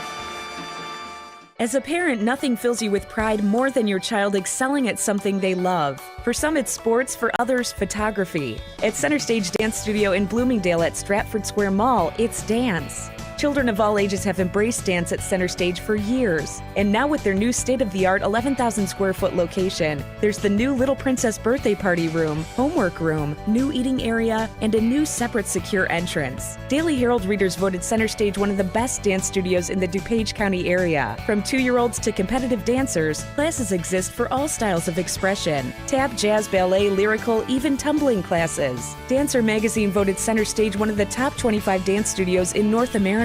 Their professional staff has over 125 years of combined teaching experience. Register for classes today. Call 630-529-9080 or visit CenterStageDanceOnline.com. Center Stage Dance Studio, upper level at Stratford Square Mall in Bloomingdale.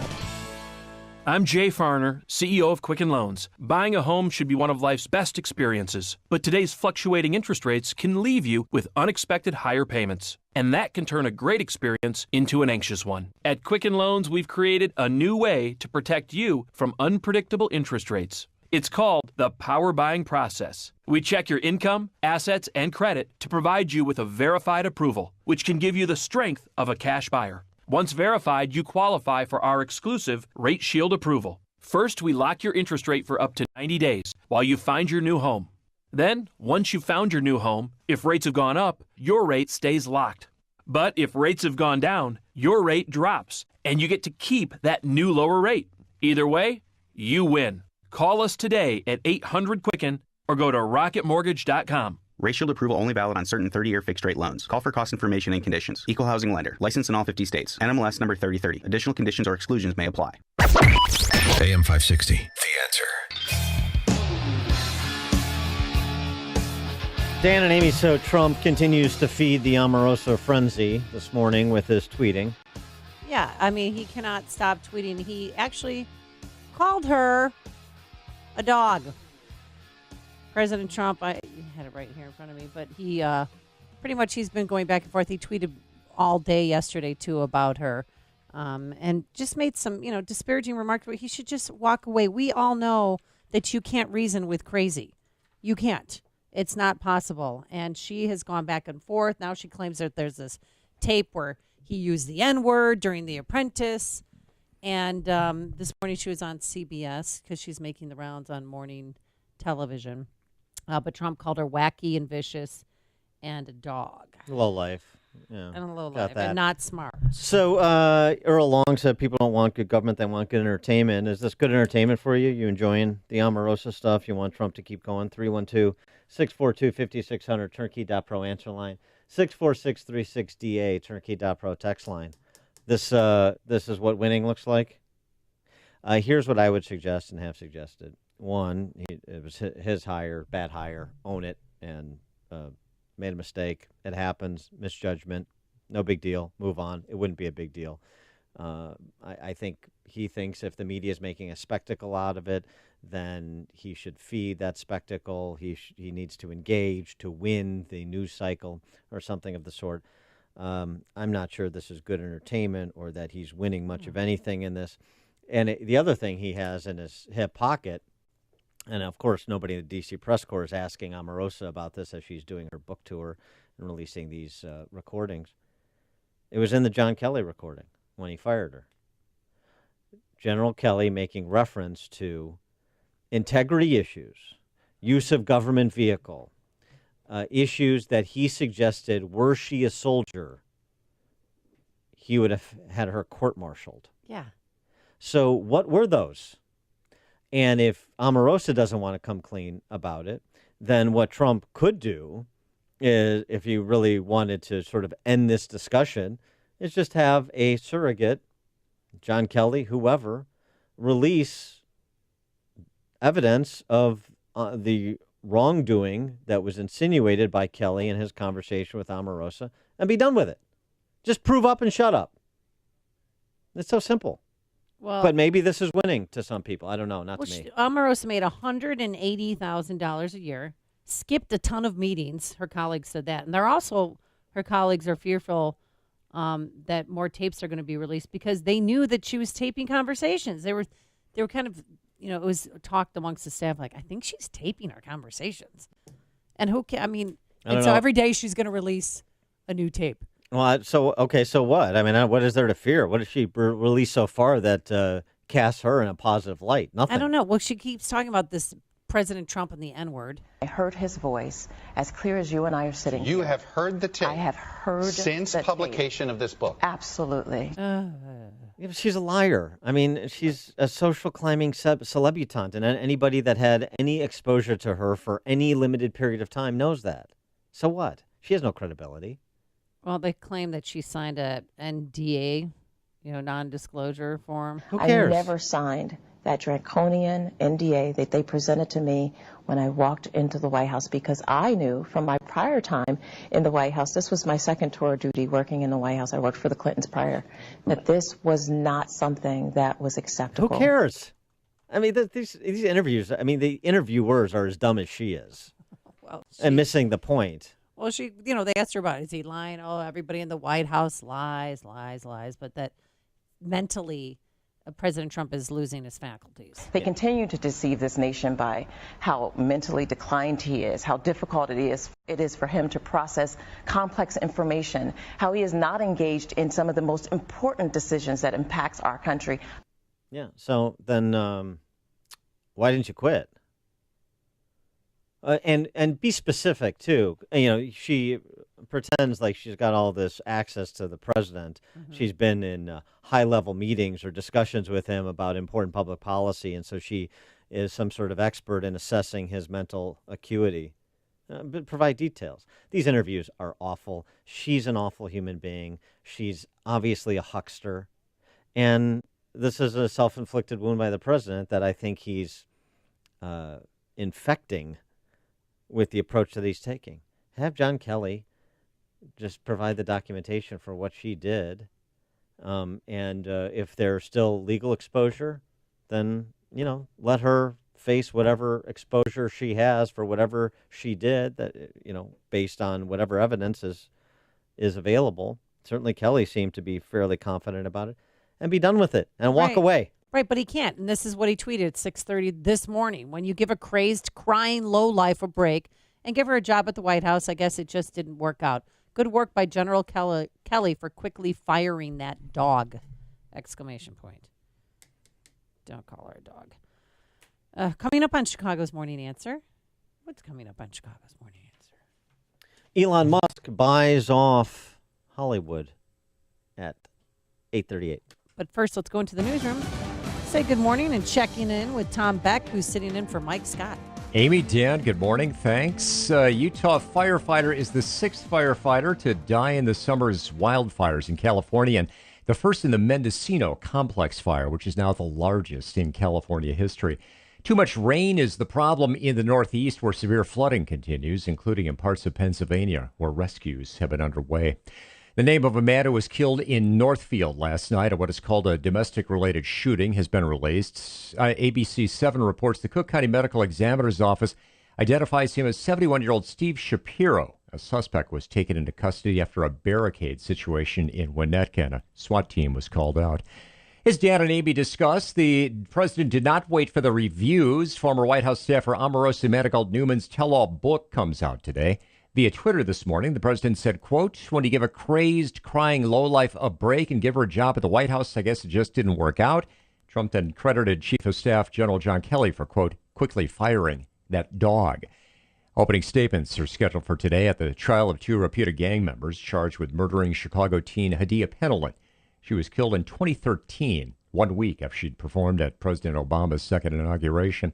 An alderman accuses police of violating Chicago's Sanctuary City ordinance, which protects illegal immigrants from deportation. Danny Solis criticized an August 1st police raid on counterfeit sportswear in Pilsen that led to federal authorities taking a woman into immigration custody. News is a service of Unbound.org. Right now, there's a girl in India who has dreams bigger than her village. Right now, there's an elder in Guatemala who dreams of a life of greater dignity and less loneliness. You can help change the future of one person in a single moment. Begin the change at Unbound.org.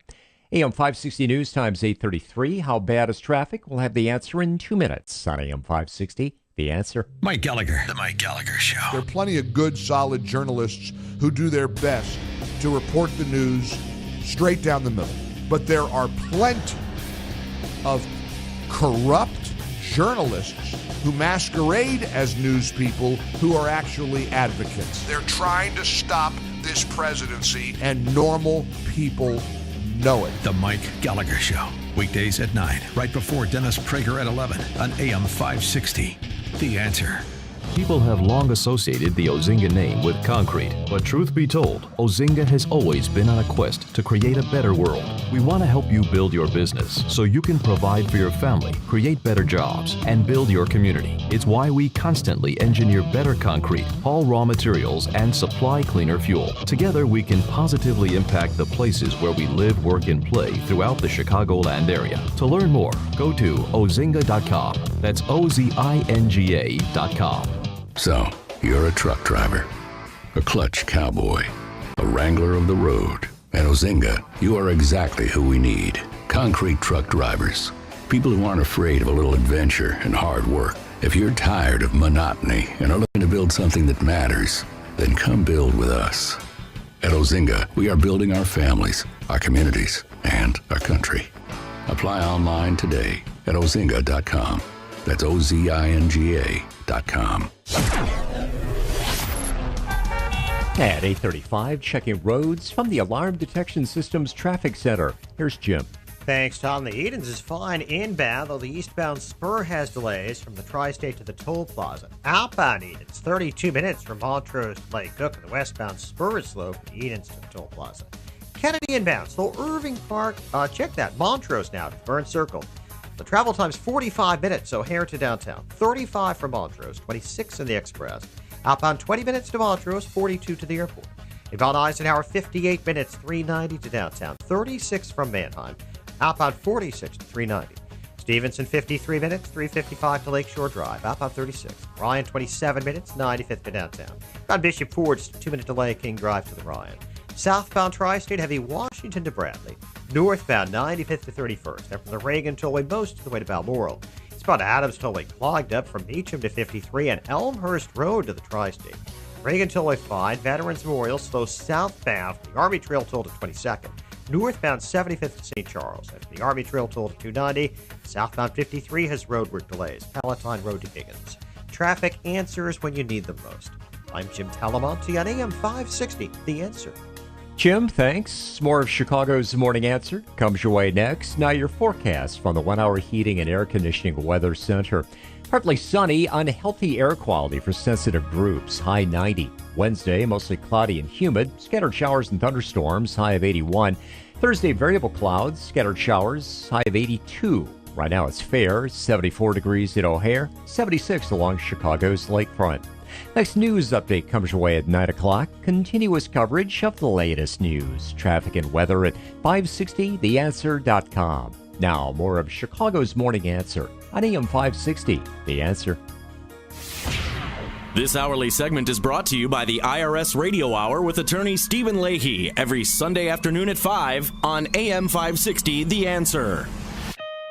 Chicago's Morning Answer with Dan and Amy continues right now. And make sure to join me, Sean Hannity, this afternoon starting at 2, right here on AM 560, The Answer. Good morning, Dan and Amy. A question for you. Do you think landlords should be required by the city of Chicago to provide voter registration information to their tenants? At the time of lease signing or occupancy. Should be required by law to provide voter reg information to new tenants. 312-642-5600, turnkey.pro answer line. 64636DA, turnkey.pro text line. You run an Airbnb, Amy. Yeah, and below on the first floor is an apartment that we lease out, so I would have to give them voter registration information when I give them the lease. Yeah. Now, that is none of my business, and they don't need me pushing that on them. Of course, I would love for everyone to vote. I think it's an honor to vote for the midterms and in general and in a primary. I love it. I love having that privilege. Would you like everyone to vote? I would, but that's none of my business. I would like everybody to go to church, Dan. I'd like to see more people have God in their life. I don't want everybody to vote. Oh. Why would you want everybody to vote? Oh. Have you taken a look at everybody lately? Well, I know you don't like people, but no, it's not about it's not about liking or not liking. It's about the quality of the information on which you're basing your vote. Yeah. Yeah. How informed are you? Is that a fair concern to have about the electorate? Well, it's something that you should come into on your own. I shouldn't have to, as a landlord, Oh, force you to. Right. So what exactly who's proposing this one? Well, it's happening. It's happened in a number of communities around the country. Just recently, St. Paul, Minnesota, 5-1 vote. The St. Paul City Council approved the ordinance requiring landlords to supply voter registration information to new tenants. Failure to do so is considered a petty misdemeanor. It's a relatively modest request, said St. Paul City Council President Amy Brenmoen. She sponsored the ordinance, in light of the growing number of renters across the city. 27% of the city's voting age population in St. Paul participated in the mayoral election last November. That was considered high turnout for St. Paul. Some people are worried that this is sort of an onerous additional burden to put on landlords, but the city council said, no, it's not. So there's the definitive answer to that concern. You think it is, we think it isn't, and we're in charge. So not a onerous burden, and this is a way to, get more people to vote. Interesting, because, more people are renting, so you want to make sure they register and vote. Well, that city ID card, that's not on fire that they hoped it would be, to try to get people who are here illegally. You don't need a driver's license or to be, a resident of this country. But if you live in Chicago, you can get this city ID card and you can go and vote. And that's not doing as well as they thought. So now they are going to have to come up with new ways. new ways to help both, to help people fatty here up their illegally vote. party. Yeah. Yeah. Great. That's real encouraging. I'm glad they're not giving up. This ordinance has been passed in Madison, in East Lansing, in Minneapolis, in Seattle, and now in St. Paul. And if it's been adopted in those communities, you can be sure Ed Burke is going to introduce it for the city of Chicago to impose on landlords here. And of course, this is a way for Democrats in Democrat areas to jump their vote. That's what this is. Yeah. This is good government, making sure people participate in the process.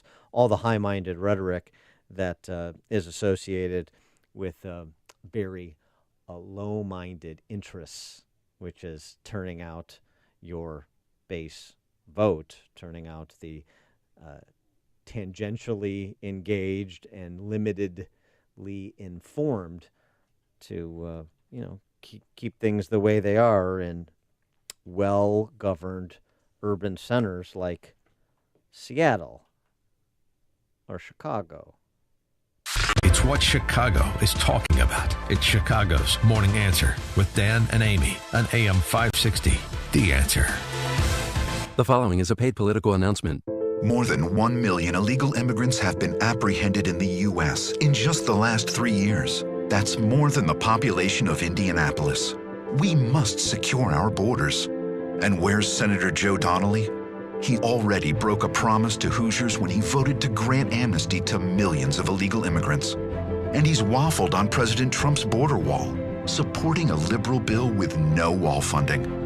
Now, Massachusetts Senator Elizabeth Warren and Vermont Socialist Bernie Sanders are pushing to abolish immigration and customs enforcement. ICE! Shut down ICE! So call Senator Joe Donnelly at 202-224-4814. Urge him to listen to Hoosiers. Tell him to fully secure America's border. Support full border security funding in S3109, the Department of Homeland Security Appropriations Act 2019. Paid for by One Nation. www.onenationamerica.org.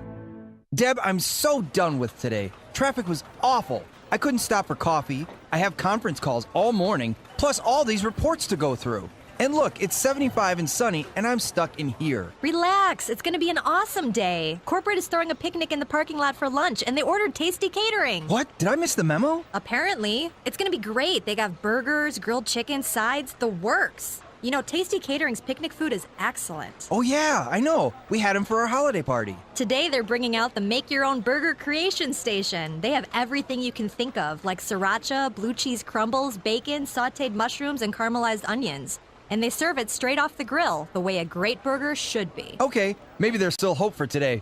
I just hope I don't spill mustard on this new tie. Good thing I've got my bib. You have a bib?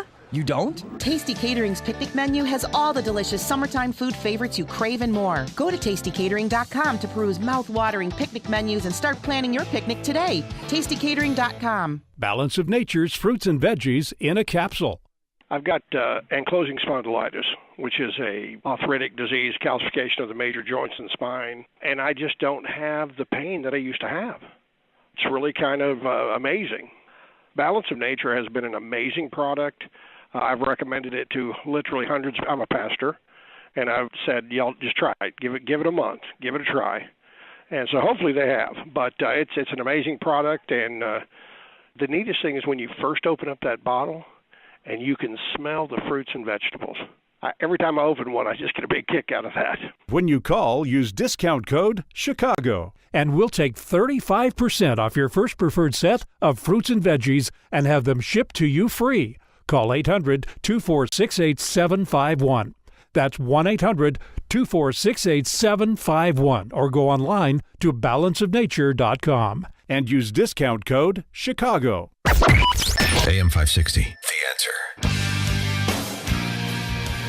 Good morning, Dan and Amy. So 7.5 years ago, a teenage shopkeeper named Mohamed Bouazizi in Tunisia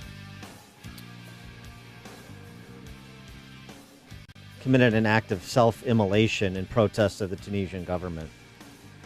And this set off a revolt throughout the Middle East, North Africa to the Middle East against autocrats and theocrats.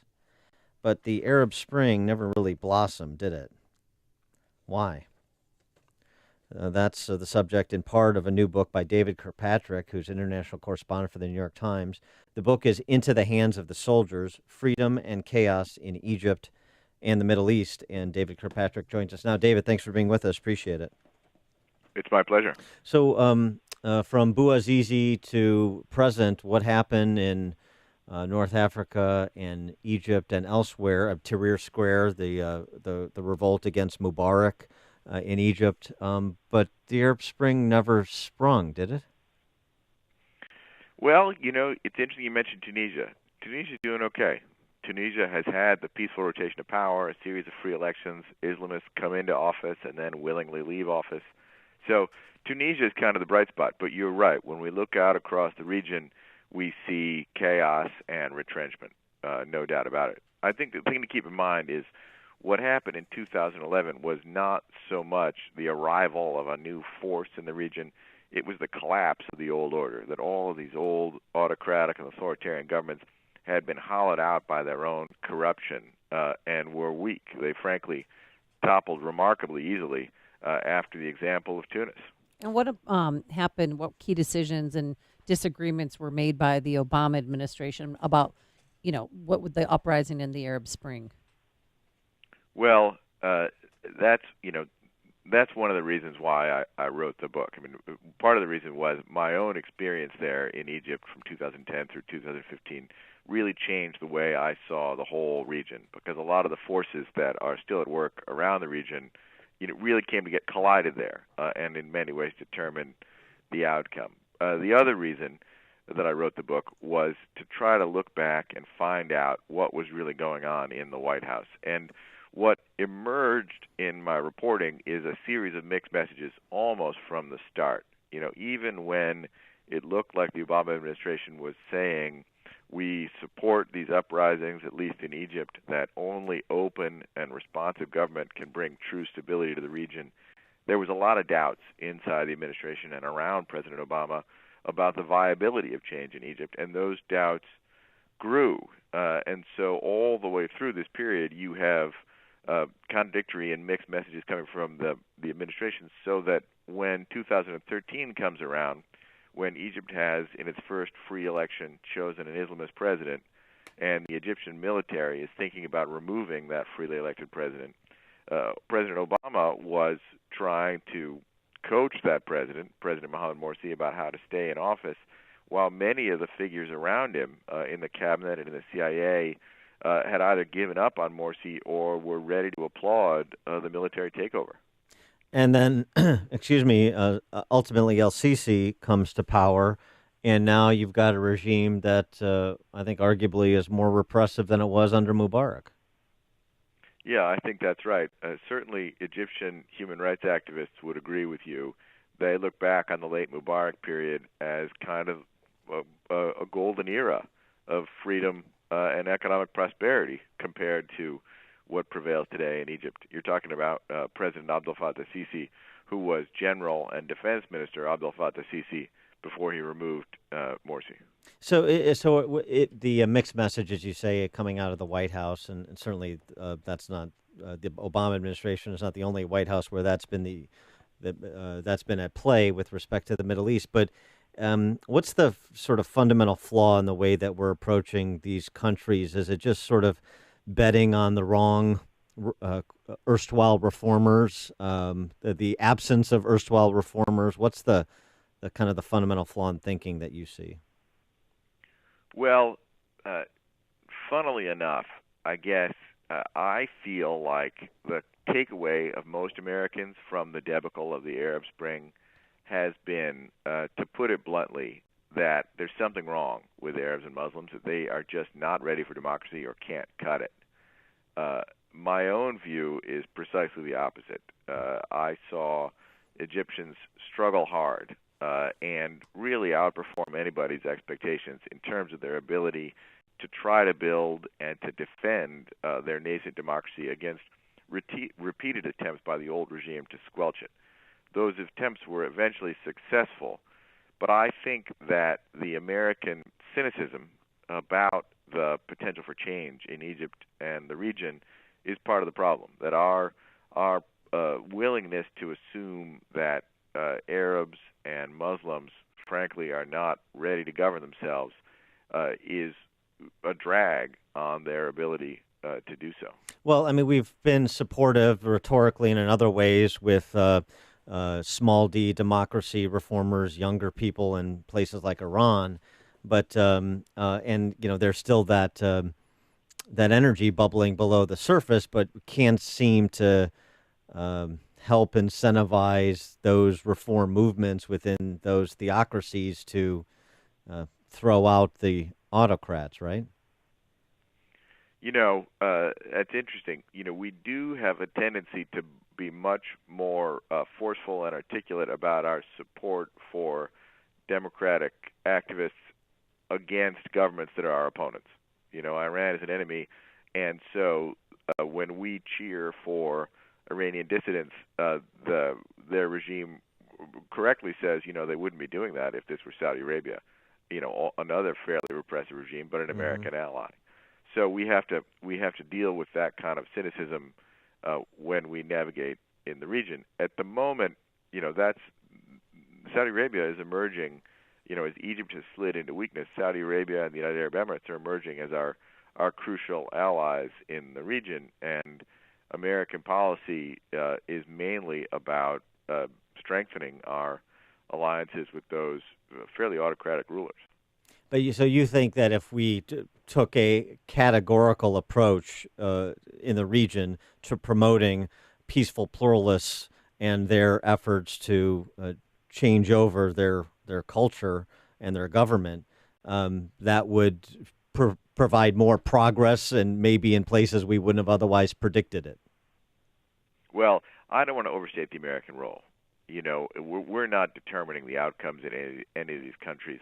In Egypt especially, one reason to dwell on what the American government was doing is because of the closeness of our ties there. The American government provides the Egyptian military with $1.3 billion a year in military aid, second only to Israel. So we have some investment there. And so it's worth asking, let's look at your tax dollars at work. What was the American government saying to its close partners in the Egyptian military through all of this, what was the impact of that? But at the same time, I can't say for certain that a different American policy would have produced a different outcome. All I can say is we didn't really try. And so, with respect to Egypt, I mean, has Egypt fundamentally recovered? Is it safe there too? I mean, I know tourism was down; people were scared to travel there. What is Egypt like today? And do you miss living there? You were there from 2010 to 2015? Through the end of 2015. I was back a lot in 2016 working on the book. I will tell you, as a journalist, there's nothing like it. It was an extraordinary story and one that I'll never forget. I'm probably the luckiest journalist alive today. As a tourist, I'd say that today you're probably pretty safe in the Nile Valley. There is still an insurgency in the North Sinai, and it's active in the Western Desert inside Egypt. But if you stick to the Nile Valley, I think you can travel with security. Has Egypt ever recovered in terms of the prospects for peaceful pluralism from the assassination of Sadat?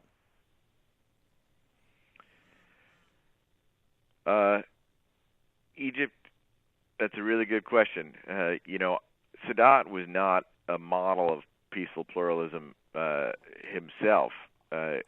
Egypt has made halting steps towards political participation and pluralism since Abdel Nasser took over in 1952.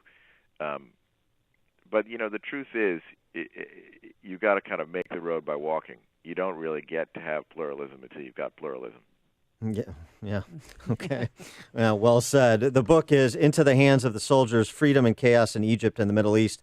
David Kirkpatrick, international correspondent for the New York Times. Thanks so much for joining us. Good luck with the book. It's my pleasure. And he joined us on our turnkey.pro answer line. The stories you need to know to start your day.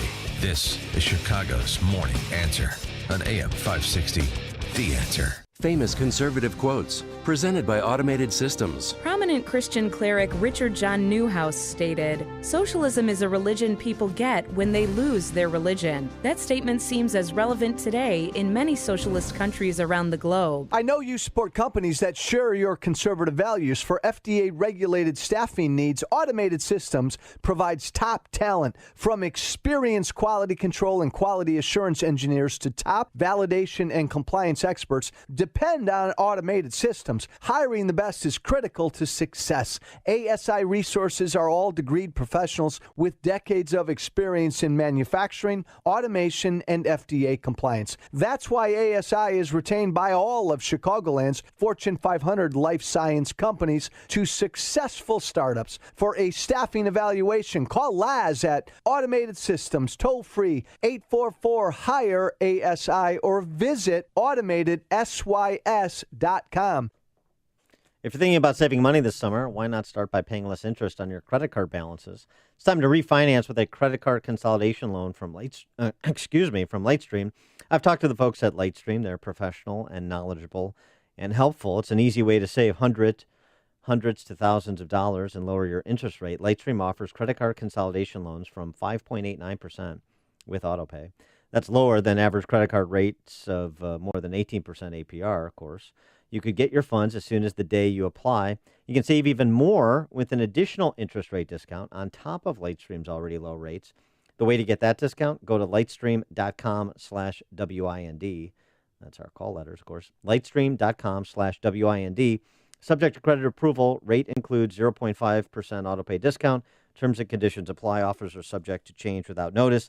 Visit lightstream.com for more info. If you're paying too much for your health insurance, listen carefully. Due to recent changes in the law, you could be overpaying $500 or more per month on your health care. There are new, more affordable health care options with better coverage. These plans are exempt from the Affordable Care Act and now open to everyone. Health care options with better benefits costing 30 to 60% less than Obamacare plans and giving you the freedom to see almost any doctor or hospital in the country. Forbes calls this the health care plan that is saving families $20,000 a year. And over 1 million Americans have already taken advantage of this game-changing healthcare program. Call 800-239-7174 now to find out how much you'll save. Employers, you too can save 50% or more on group medical insurance with health sharing. Our licensed advisors can take away all the stress of finding the right plan for your needs and budget. Best of all, our service is free. This one call could be the best decision you make this year, so don't delay. Call now to see how much you can save. For your free quote, call 800-239-7174. That's 800-239-7174. 800-239-7174.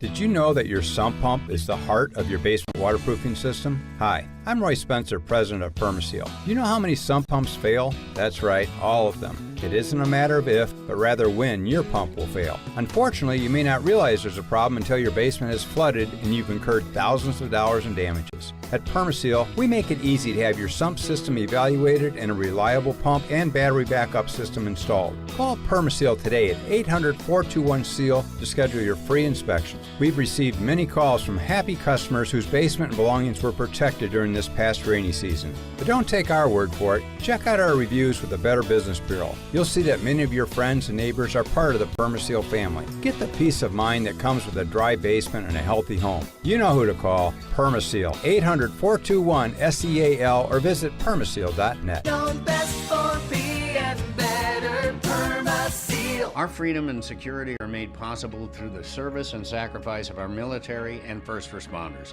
The Gary Sinise Foundation provides many outreach programs supporting these brave men and women. Join us. Donate at GarySiniseFoundation.org. What's happening? What does it mean? Why is it important? We've got the answer. AM 560, The Answer. WIND, Chicago.